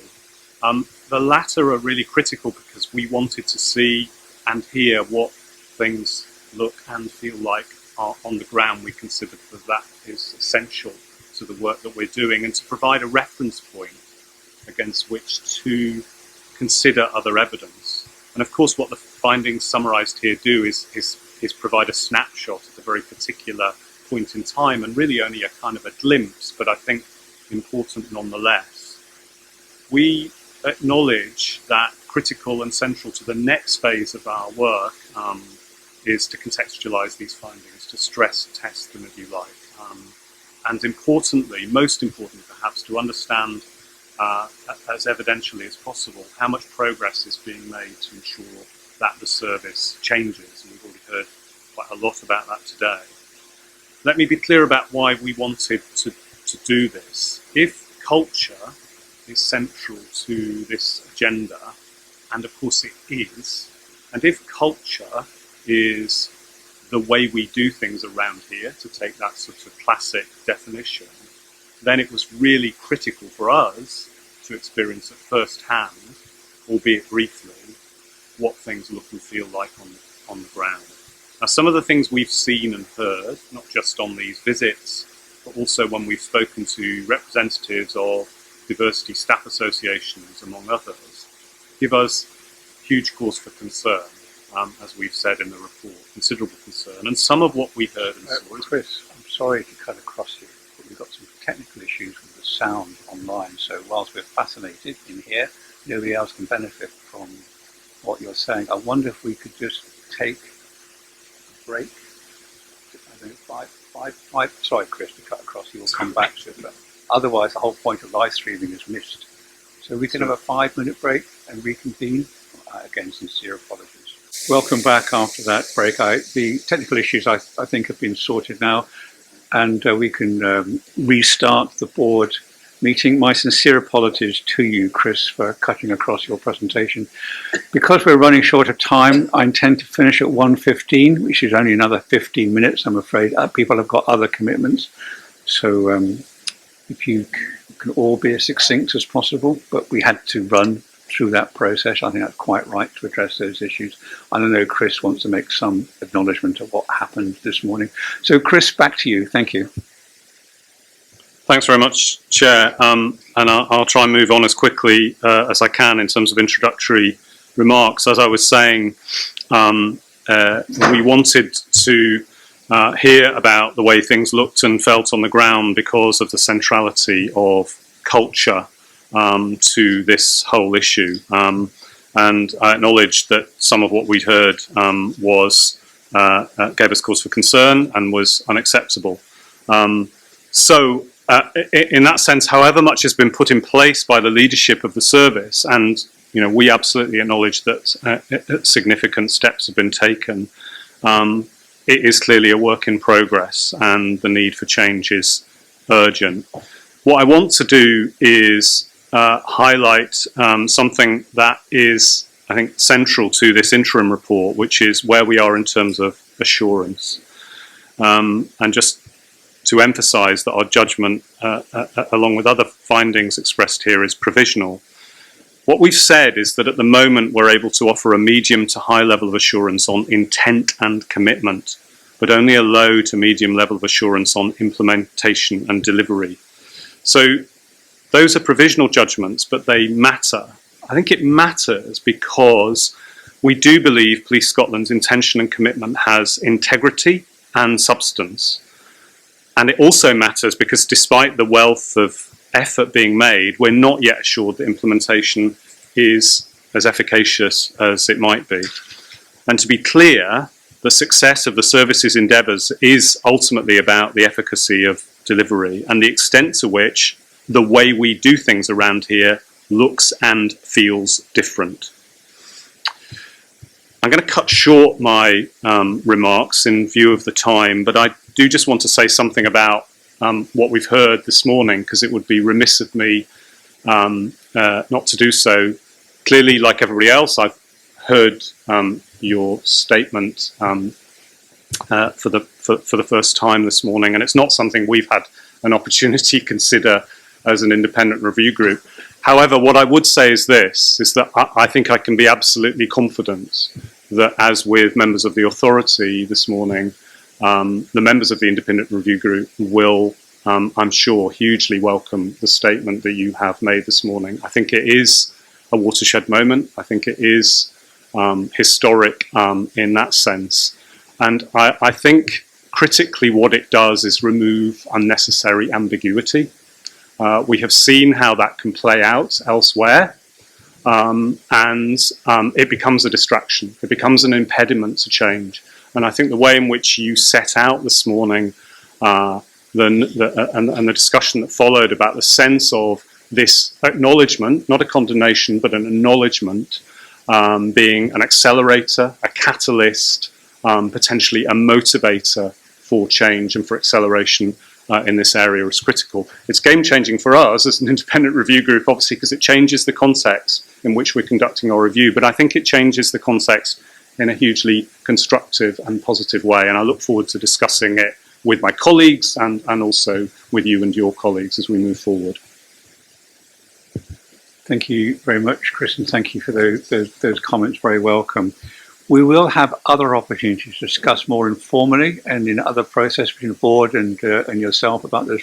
So don't take this conversation now as the end point. It's a start point, and we too will have to discuss with you the announcement today, this statement today from the Chief Constable and its implications, just as we have two other things. So I'm going to open it up to the board members. Firstly, Grant, Paul, and then Katharina.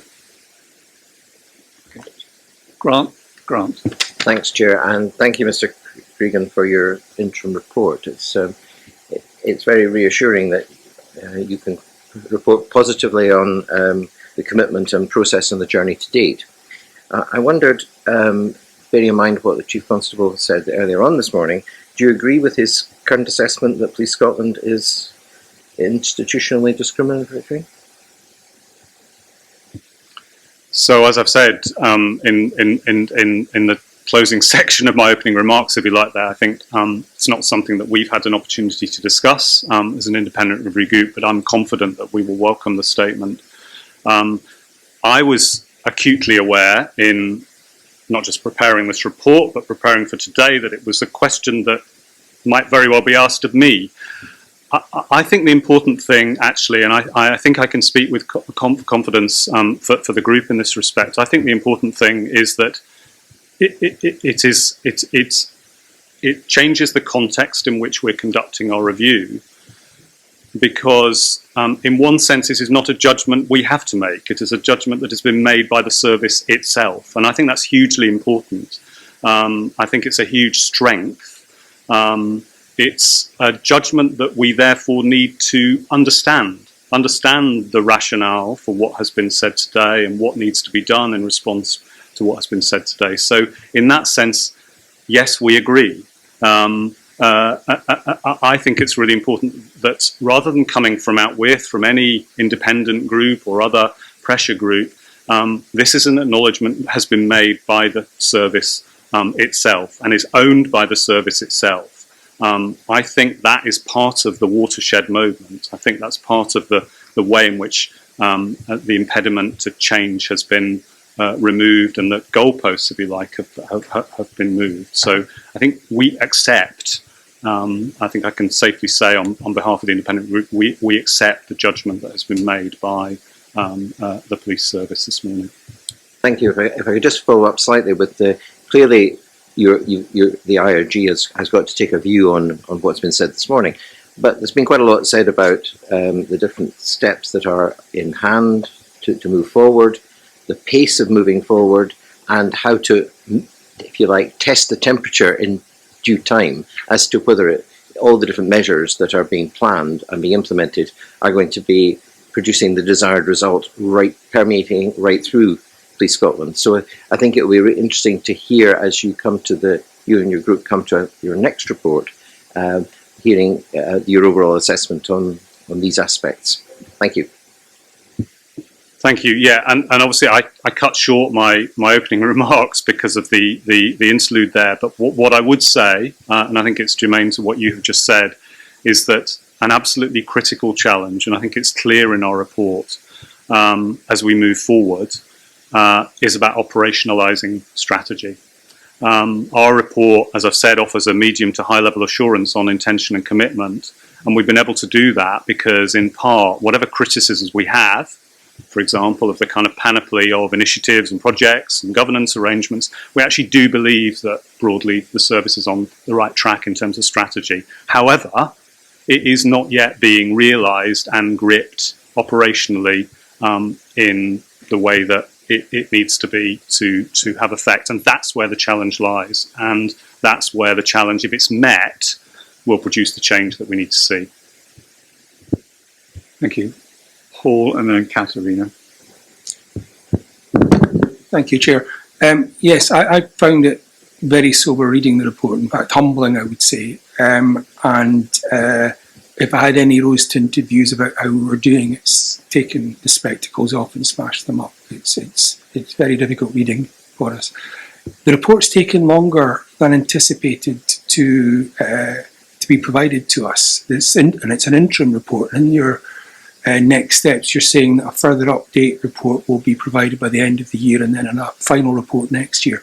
Can you be a bit more explicit about the dates? And also, does the Chief Constable's acknowledgement today expedite any of these timelines? So you're absolutely right. This process has taken longer than it could have done, and I think should have done. And we acknowledged in the previous progress report that we submitted some time ago that there had been a kind of set of issues around capacity and capability within the group, exacerbated by COVID and lockdown and so on. However, I think we've been moving forward apace, and I think we can continue to do so. We're really clear that we want to submit a second interim report in the autumn of this year, and a final report by no later than the beginning of next year. As to how what has been said today affects our work plan and plans and our timetable, I mean, that's clearly something I will have to discuss with my colleagues on the independent review group. But what I am confident, as I've already said, is that I think it removes ambiguity, not just for the service, but it removes ambiguity and a particular sort of line of questioning and inquiry for us. And in a sense, in the same ways that it frees up the service to move forward at pace, it offers us the same opportunity. So it's something we will have to look at carefully.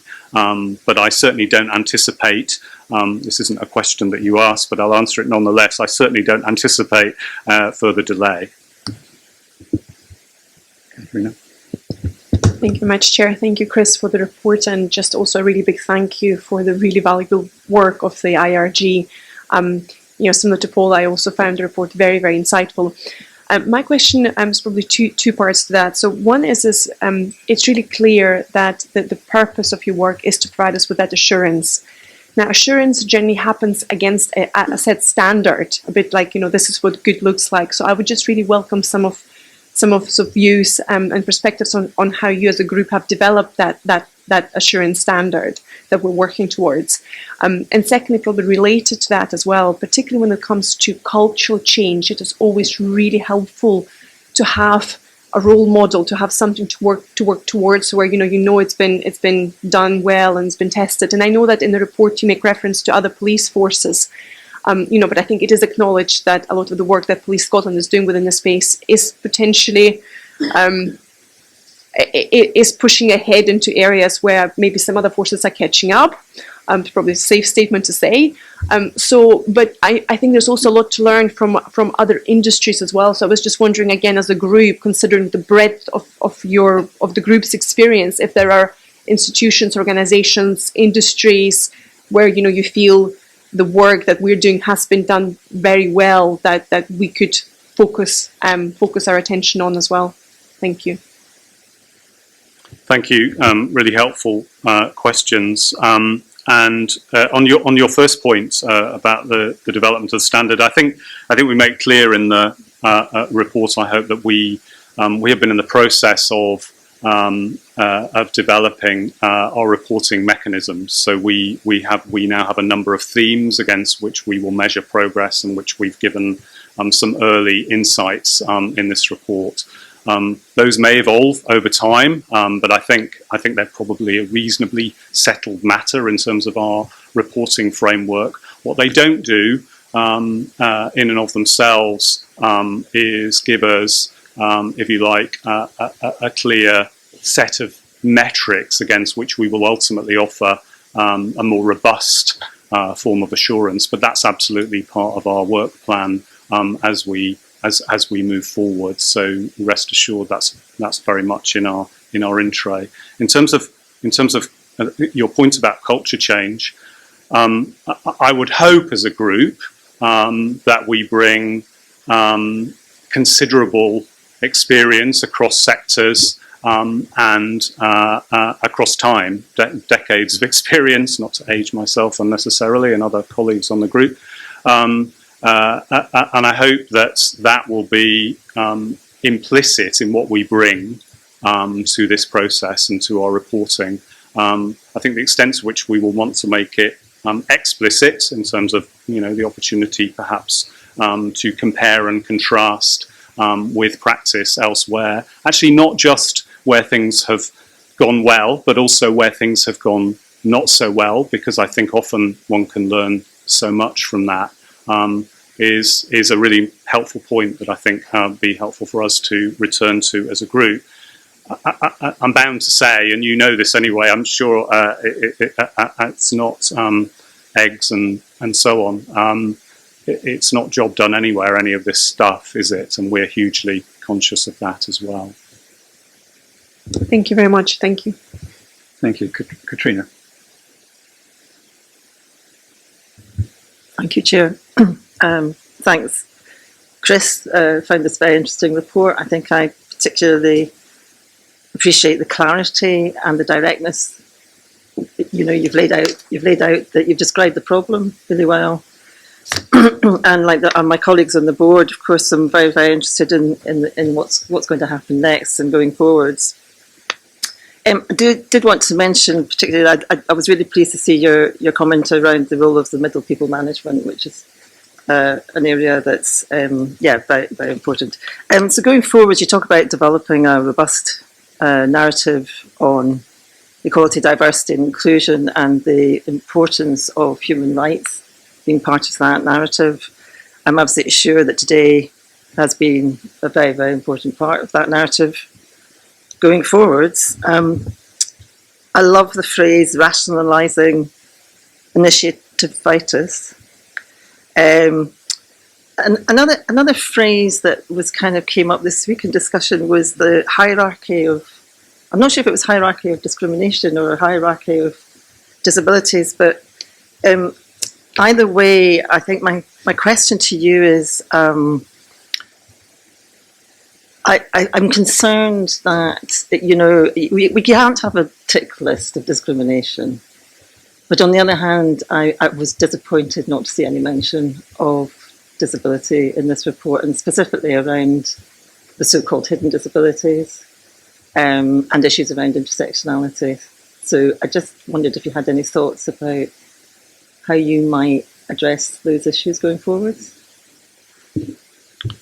I think that's an absolutely fair comment, and I think what I would offer, I hope by way of reassurance, and I think you know this from some discussions that we've already had, that disability as a protected characteristic and the whole issue of hidden disability and intersectionality, those things are very much on our radar. They're not explicit in this report. There are a number of things which aren't explicit in this report, but they are absolutely part of and central to the landscape that we're exploring, and will absolutely need to be addressed in full in not just our next interim report, but in our final report.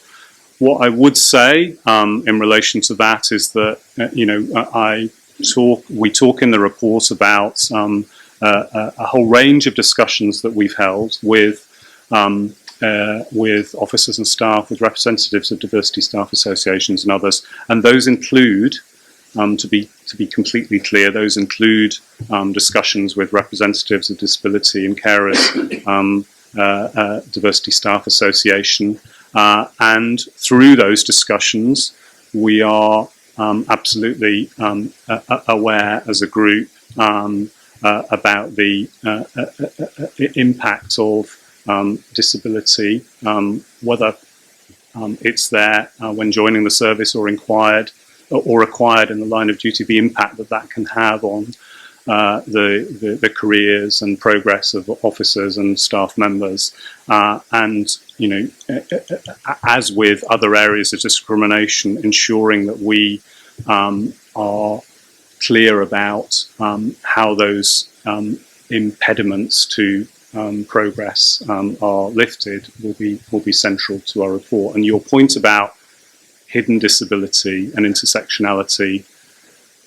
Look, I mean, just to be completely personal about it, you know, as a gay man with a long history of severe mental ill health, I hear you. And, you know, I think we hear you as a group, and we hear others in relation to the point about the centrality of lived experience and the complexity of lived experience to this process. Thank you very much for that, really, and I very much appreciate your personal comments there. We have had this discussion before, and I have no doubts at all that disability and, you know, the neurominorities, as I call them, autism, ADHD, other forms of disability, mental health issues, all these things are very much taken into account and consideration, and they are on people's radar. But I think what concerns me is, to also be very direct, as an autistic woman, I read a report like this and I feel excluded. And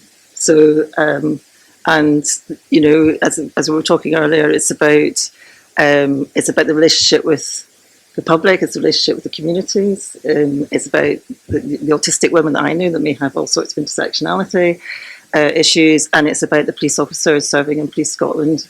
You know, so it's just, to me, it feels like it would be really helpful if some of these, I know you can't include absolutely everything, but it would be nice to see these things actually, no, it's not nice, important to see these things actually acknowledged in reports, statements. I'll stop now, thank you. No, and just to re-emphasise, you know, I hear you, and I think that's an absolutely fair challenge, and I think, you know, as I said in relation to another question, you know, we bring things both implicitly and explicitly to this process. Where things aren't made explicit, that can be read in a particular way. I know that from my own experience, and so, you know, that's a very fair challenge, and I think I take it, you know, we take it and acknowledge it, and we'll move forward with it. Thank you very much. Thanks very much indeed. The authority looks for assurance in its complex area at three very key levels. One is the commitment, one is the strategy, and one is the implementation. And we look to triangulate that assurance through a variety of means, through our committees, through the data, through the third-party assurance, through our discussions with our trade union colleagues, our staff associations, the protected characteristics colleagues. And it's all moving in a similar direction. About commitment, we're receiving, you're calling them medium to high. I take them quite high from my triangulation on the commitment. On strategy, we think policing together as a board is a good strategy, that people should look at that strategy and look at its commitment, and if people can offer improvements to it from their own experience, delighted.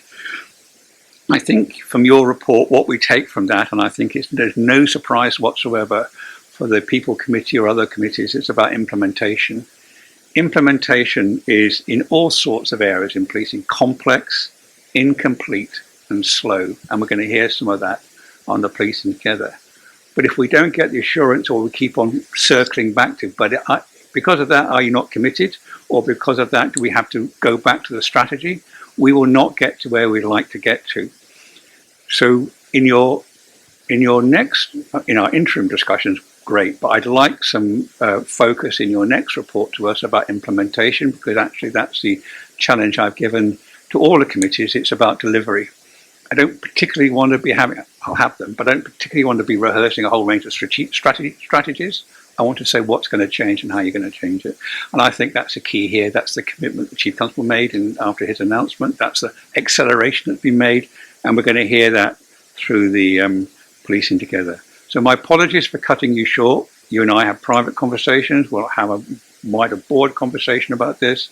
I'm going to want Fiona McQueen to be engaged in that, to know how her committee can address these issues of implementation and policing together too. So thank you for that. And with that, I'm going to close that item. Thank you very much indeed. And move on to item 7, policing together, and invite DCC Taylor to be aware of my time constraints, and then respond to the report as you see fit. Chair, thank you. With that in mind, I will pass those issues of time in mind. I will pass straight over to ACC David Duncan to just speak to us about the progress that Policing Together is making and the key elements of the programme, which, as we know, is our whole service effort led by the Chief Constable to better reflect, represent and serve all of our communities. David? Yeah, thanks DCC and good morning Chair and board members. So I suppose to begin, so the paper that's been tabled is all about implementation in its current context and what we plan to do over the coming year. So it covers a bit of background, then goes into governance, which is important in this space. And then we split implementation into 4 pillars, which I'll just give a bit of an overview on, conscious of time. So the introduction to the strategy, it absolutely supports what the Chief has said today. It is not sprung out of blue sky overnight. It's developed over several years of activity. So we're starting from a platform which provides me with a lot of assurance that there are sound foundations to build on. It's absolutely founded in our values and a recognition of upholding human rights. And there's a diagram within the paper which shows that it builds on also our core principles, but also brings together a series of strategic approaches which are necessarily broad, including violence against women, equality and diversity implications, SETM, led by Mr Graham, who's here today, and also the ambition to become an anti-racist service. But what Policing Together gives us is a focal lens to take all of those strategies and focus them all on a collection of outcomes which we're trying to achieve for communities. The governance structure then that we've developed with the Chief appointing myself as a Chief Officer to lead on this, we have revised the governance structure which was already very effectively led through a Strategic Oversight Board chaired by DCC Taylor, but it's given us the opportunity to pause, look at implementation specifically and create a tactical function which I will lead going forward. So under that tactical group, there are 4 main implementation groups, and again, we're reviewing those, their efficacy, and also seeing how we support those through subgroups. So we've got externally focused community group led by ACC Ritchie, internally a colleague group led by Director Katie Miller, implementation group which is led by myself now, which looks at the implementation plan, which is a series of actions which cut right through the organisation, operationally and organisationally focused. And lastly, a performance and impact group, which is the newest function, which is again looking at how we can best support both reporting to independent scrutiny, such as the Police Authority and the IRG, but also give us a real barometer as to how Policing Together is changing the culture within the organisation, bearing in mind cultural change is going to take a lengthy period of time, and it will probably always be with us. But that group will definitely develop measures, qualitative and quantitative, to keep us progressing forward. So the ongoing focus in terms of implementation, we've broken into 4 pillars: leadership, training, communication and prevention. So I'll just kind of touch on some of those elements in brief, but also pick up on some of the points that Mr Cregan has made in terms of the IRG and some of the points that members have made. So within leadership, as you've heard earlier in the meeting today, a core element of leadership development just now is Your Leadership Matters, developed with EY, an external consultant, and also built on experience of leadership training, which I underwent myself in 2021. It is the most comprehensive leadership programme that I've experienced in 27.5 years of policing, and it's certainly fundamental in terms of the development of Police Scotland over its initial 10-year period. In terms of operationalisation, we started at the top, so all divisional commanders, heads of department, police staff equivalents and superintendents have gone through that training already. Delivered by the executive, a real clear operational lead from members of the Force Executive and a commitment by the Chief that this is compulsory training. So we're delivering that, and it's absolutely based on the principles of Policing Together, our values, and it operationalises some of the concepts within the strategy that people can take into the workplace and actually demonstrate to colleagues. So it's absolutely focused on leading the training from the top. from the leaders within the kind of chief superintending cadre down through the chief inspector programme, which is ongoing just now, and right down to sergeants and inspectors and police staff equivalent. So the principle there is the leaders lead first, and colleagues and staff that learn from them see the model behaviour as we go through that programme. So as we move through it, that'll be the ethos. It won't stop with the end of YLM. It'll be taken forward with commitments into the future and revisited through compulsory sessions into next year. And as the Deputy said earlier on, it's leading and learning inclusively, courageous leadership and collaboration for growth, all of which support policing together. So that's also supplemented by Across the Piece training, which is delivered just now, focused on EDI, split into 3 elements, which are core training for everybody, operational training, and role specific for more specialist roles within the organisational and operational functions. It's mandatory. It's been delivered very successfully to almost 90% of the organisation so far, delivered through Moodle, but unlike other programmes, it's been really successfully evaluated. We are conscious of the limitations of online training, however, and we're going to revisit that next year with a face-to-face programme, which is going to create further safe space for people to have more difficult conversations and learn from lived experience and experts in the field, but also to open up just having conversations about some of these characteristics and learning from some of the points in terms of neurodiversity, some of the areas that we perhaps haven't given enough space to before. We're going to get right into that space through the EDI training. The next is communication.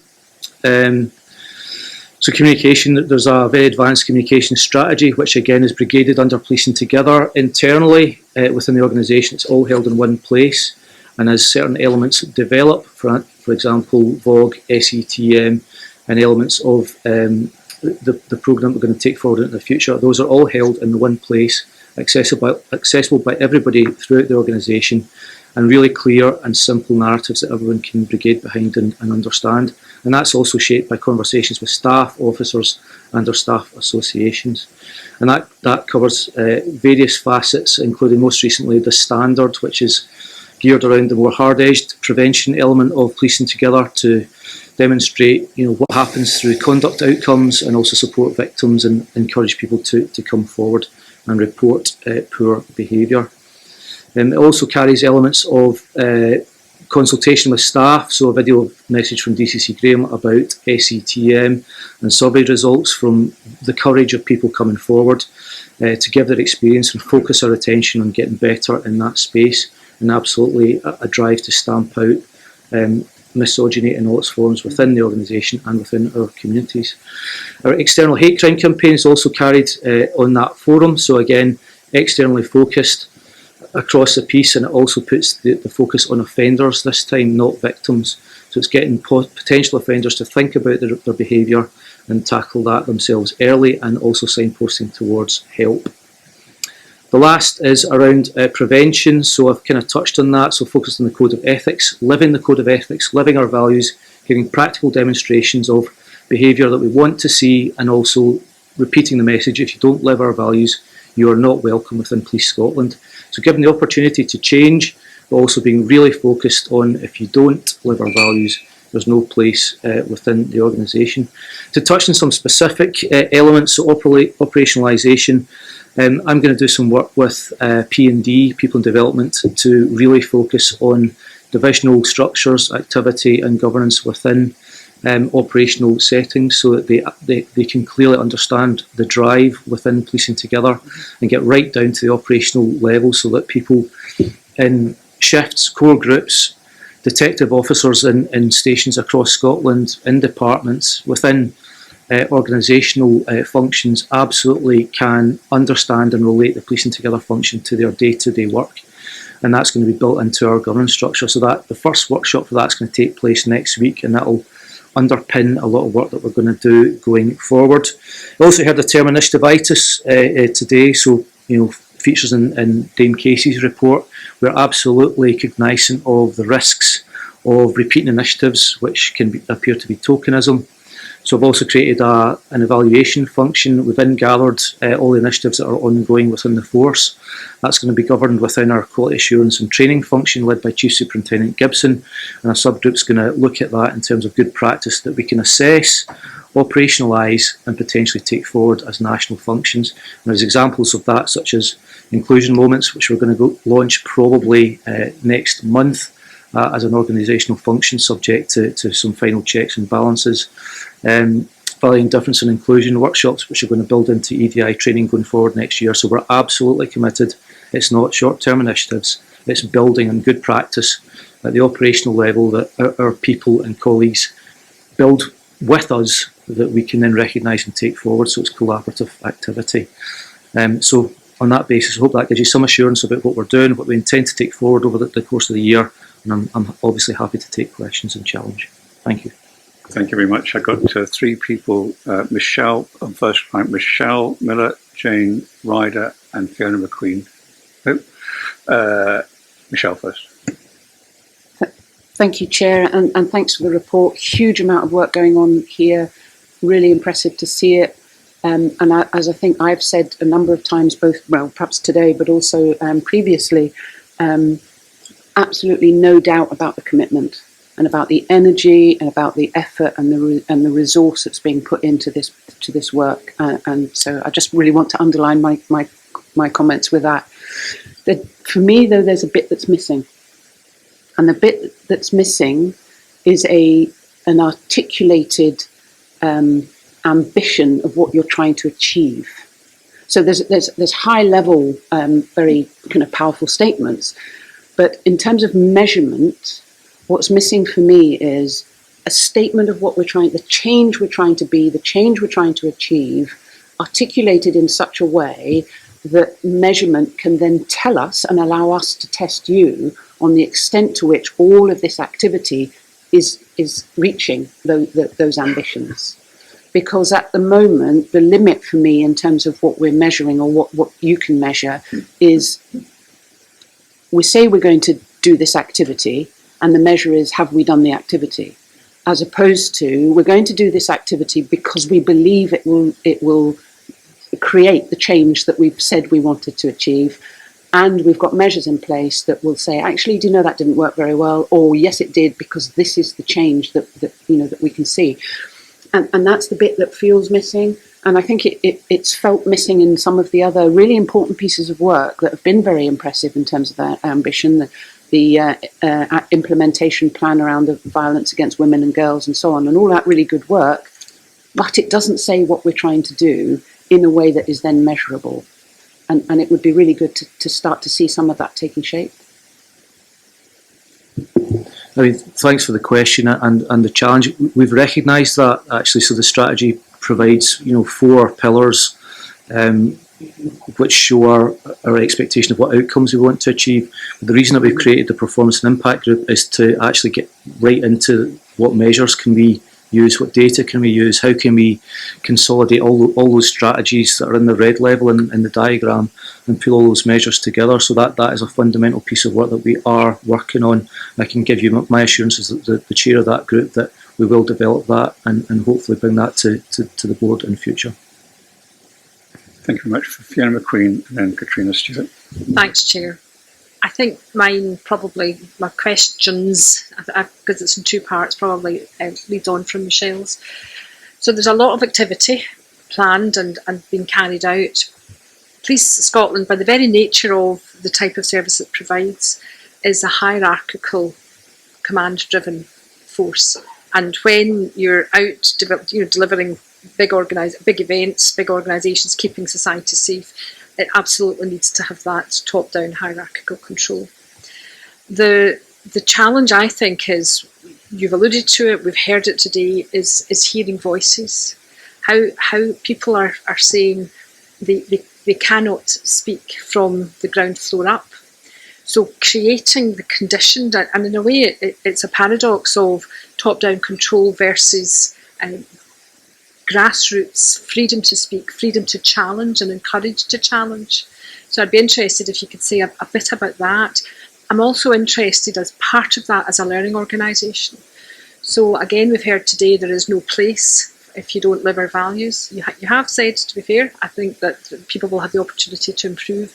So again, I'd be interested, because my understanding, listening to particularly the diversity staff associations, they talk about people either being afraid to speak out, but not wanting to speak out because they don't want to cause trouble, and they just want things to get fixed.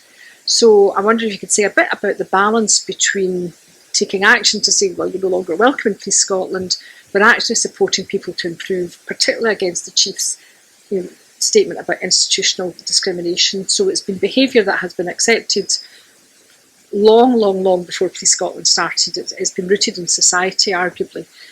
So that behaviour that people have been used to demonstrating with no notion of badness will need support to change. So it's about encouraging the voice to speak out and supporting people to change from a learning organisation perspective. Yep. Again, thanks for the question. It's a good point, and we have done a lot of work in this space. So we need to hear those voices first of all to shape the approach going forward. And if we don't hear those voices or encourage those voices, then we're missing a trick, because we need everybody to get involved with this. We've done loads of work in terms of, most recently, probably the Sex Equality Tackling Misogyny survey.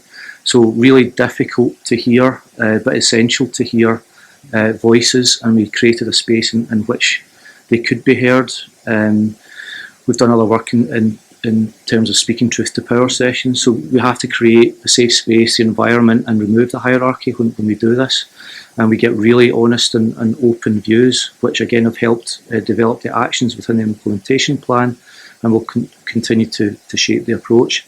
This also fundamentally is a principle of Your Leadership Matters. So, those three elements of the programme are, it's leadership, it's not management, and it's not operational management. It's encouraging diversity of thought, opinion within your teams, and not being afraid to seek and hear that. But again, we can always do more, so we're always wanting to find new ways, and again, the scrutiny of the board and the IRG in terms of continuing to help shape that approach will be fundamental, as will the support of our staff associations, which again have taken us to this position. The statement that the Chief has made today is absolutely fundamental to encouraging people to come forward. So I think that again, it's been described as a watershed. I would absolutely support and agree with that. And the learning organisation piece of supporting people to change rather than punishing them?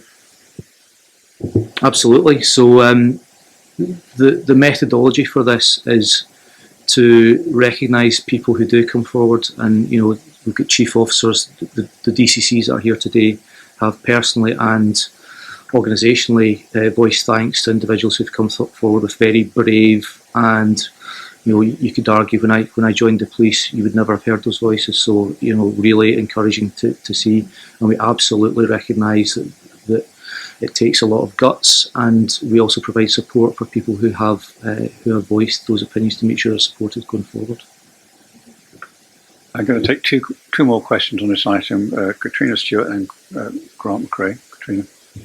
Thanks, Chair. Thank you. Really enjoyed the report and enjoyed your talk this morning. So I'm specifically just going to, and thank you for your assurance around neurodiversity. That was much appreciated. But I'm just specifically going to focus on the issue of training.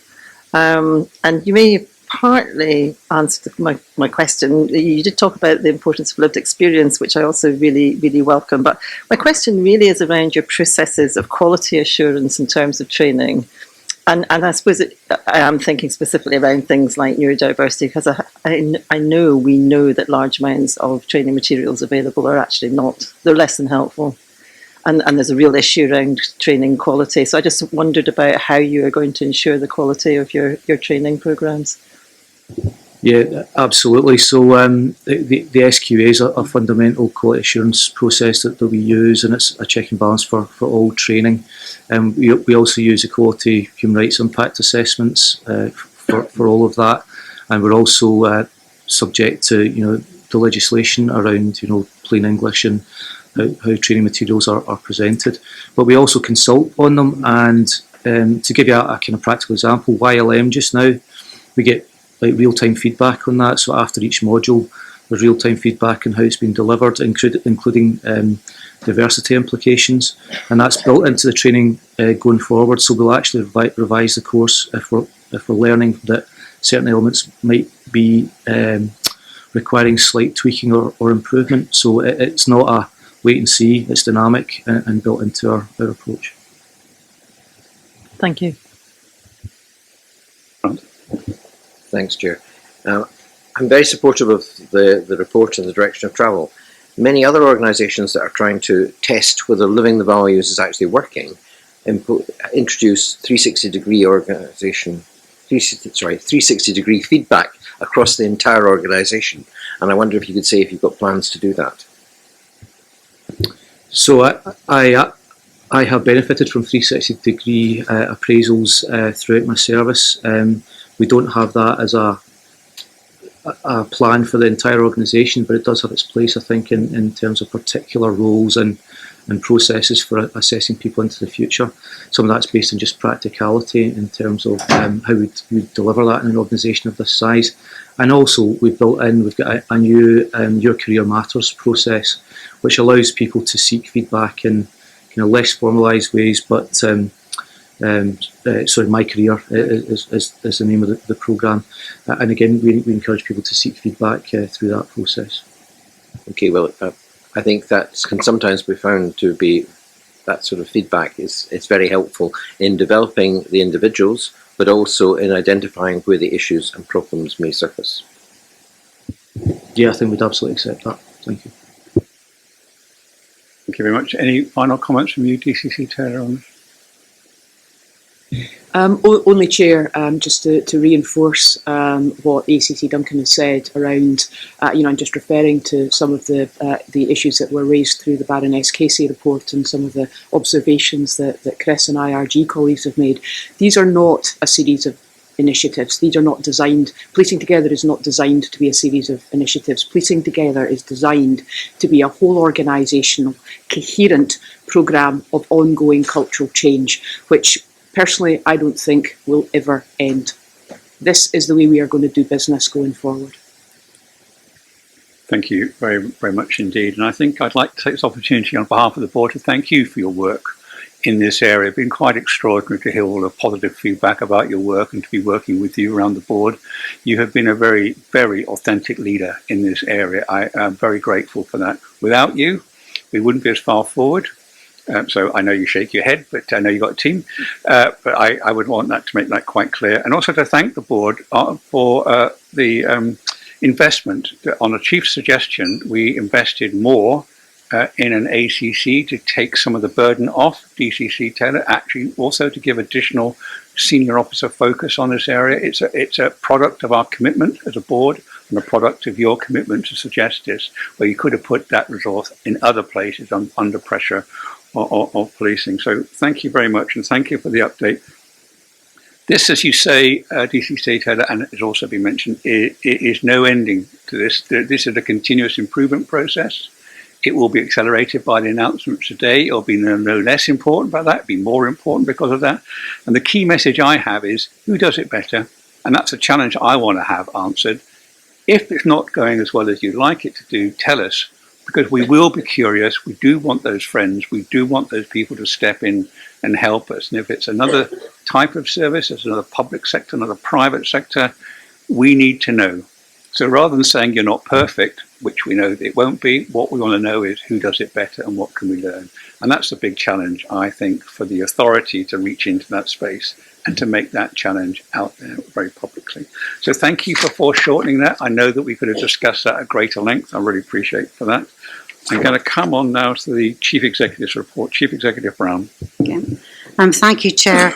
In the interest of time, I will take my report as read, but I want to draw members' attention to one specific issue as a result of discussions that we've been having today at the board. I want to highlight that we have had initial discussions with the Scottish Government with a view to supporting a members' recruitment round by the end of the year. The board currently has 12 members, 7 female and 5 male, meeting the government's 50-50 gender commitment. Legislation allows us to have up to 15 members, and the current terms of a number of members will end in 2025. The authority's corporate team will support the public appointments team at the Scottish Government to promote these roles to a diverse pool of potential applicants But I would like to stress, Chair, that the final appointments are the responsibility of the Scottish Government and ministers.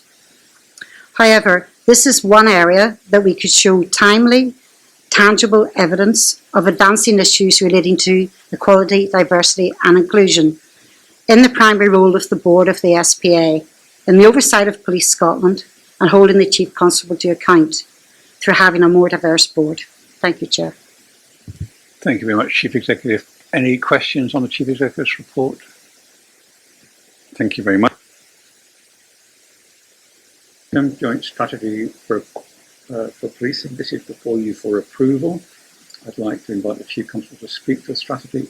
I'd like to invite the Chief Constable to speak to the strategy, and then Chief Executive Brown to Chief Constable. Thank you, Chair. Members will be aware that we've previously brought a draft of this key document to the public meeting of the authority before. I think a couple of observations from me. I think that this is very much a joint piece of work. I think there's a statutory duty on the authority to produce that strategy, but the nature of the work that we've done has been that we wanted to produce this collectively.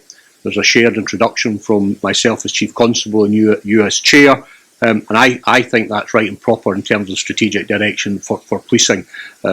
After we took feedback, the respective teams in both the authority and Police Scotland took the feedback from comments around this table, but also from some key stakeholders and partners, and again community groups, and again have developed this final version of the strategy for approval today. I think in terms of content, and again I think Jane rightly raised this earlier when I was speaking earlier, is that there is a clear emphasis and I believe rightly so about the work we're doing on equality, diversity and inclusion, and again the focus that we've had on that critical area this morning I think reflects that. It also picks up again, which we've talked about today, the increasing threat, demand, needs that exist in the virtual space, and the need for Police Scotland and policing to develop cyber capability and capacity so we can properly protect our fellow citizens in the cyberspace as well as the physical space. And then again, vitally, again, as we've heard today, the work that we're doing in regard to violence against women and girls has also had additional prominence in the work that we present. Always underpinned by our fundamental responsibility to look after the well-being of people, places, and our fellow citizens, communities in Scotland. So I think it's a very, very good piece of work. On our side, it's been led by Director Tom McMahon. I want to thank Tom and his team, but I know it's been very much a joint piece of work. And again, I would commend it to the board. Thank you, Chair, and thank you, Chief Constable. I'd just like to record my support for everything that the Chief Constable has said in his comments. So this strategy is the culmination of almost a year of work to review and test the outcomes, and I want to express the authority's thanks to both Police Scotland's strategy planning insight team and our own strategy team for their work in this area. This document has been subject to extensive engagement and consultation with input from both stakeholders and the public. And as you will see from the paper and from listening to the Chief Constable, the review did not identify any significant gaps in outcomes or strategic direction. Rather, I think this demonstrates that the joint strategy was and continues to be fit for purpose. Thank you, Chair. Thank you very much. Any board member wish to make any comment? Sorry, Jane. Yeah. Thank you, Chief Constable. Thank you, Chief Executive. In just picking up that point, I absolutely support the high-level objectives, but in the context in which acknowledgement is an accelerator, it would be good to see the themes we've been talking about today, particularly about anti-discrimination, embedded and reflected in the implementation plan. I think as we go forward, it doesn't need a change to the strategic plan itself, but in the implementation. Thank you. Absolutely, Jane. I think we've heard today about our appetite and our ambition for implementation, and our work in regard to violence against women and girls, which we previously discussed, right across all the areas. So This document, this strategic document, is a statutory responsibility, but I do think it sets the framework, and clearly there's a whole host of activity and actions that sit behind that. But again, I would just commend the fact that we've done this on a joint basis. I think that's a real virtue of it. So thank you. Thank you very much. And a lot of this morning has been focused on non-policing operational matters. And I want just to bring Alistair Hay in to go just circle back to the core purpose of policing. The 5 outcomes, 3 of them are directly about delivering outcomes, keep us safe and our well-being, and the performance framework is related to the measurement towards those outcomes. So I would just like Alistair to just circle back to our final words are about operational policing in Scotland. Yeah, thanks very much for the opportunity, Chair, and thanks to everybody that's been involved in today's very important, as they all are, authority meeting. The strategy, I think everybody is supportive of it, and I think there's a couple of things to highlight. And first of all, is that this was consulted upon, and people's voices were heard and they were reflected in the final outcome. But one of the biggest things that people brought forward to us is there is ambition in here, but there is a little bit of hesitancy in the belief that it can be delivered, given the amount of constraints there are upon budget and upon funding. So as we work our way through the annual police plan and the delivery and implementation of this, that's something that will be at the forefront, I'm sure, of all of your thinking. And from the board's perspective, what we want to see, because we support the strategy, is the delivery of it. And I know that there's been a lot of work alongside this in development of the new, refreshed performance framework. So the question that Michelle was asking earlier about, we really want to understand that what you've done has made a difference. We would look to see within that performance framework, and we've got a session on it next week, that is actually happening in the organisation, and we'd look to see from that performance framework where the conscious decisions are being made, so that the strategy comes to life and is as impactful as possible for the people of Scotland, which at the very outset of today's meeting you highlighted as the reason why we're all here. So that's the comments I'd like to make at this stage. Thank you. Thank you very much, Alistair, the chair of our Policing Performance Committee. With that, can I ask the board members to approve the strategy? Thank you very much indeed. And we're within a minute, so thank you very much, Chief Constable. And thank you very much, all your team, and thank you very much, board members, for this. This has been a very, very critical board meeting. This has been a moment in policing, which we will see the repercussions internally through the board and externally through its impact. I said in my statement, it's a reflection of the courage and strength of policing, that policing's come to this place, as well as the authority, integrity of the Chief Constable and his team. I very much believe this, and I am very grateful for you and your team and the way you've led us to this point. I'm very grateful for the board to be fully endorsing your commitment to the change and for the assessment, which is a starting point of acceleration of the change. So thank you very much. And with those words, I conclude our public sector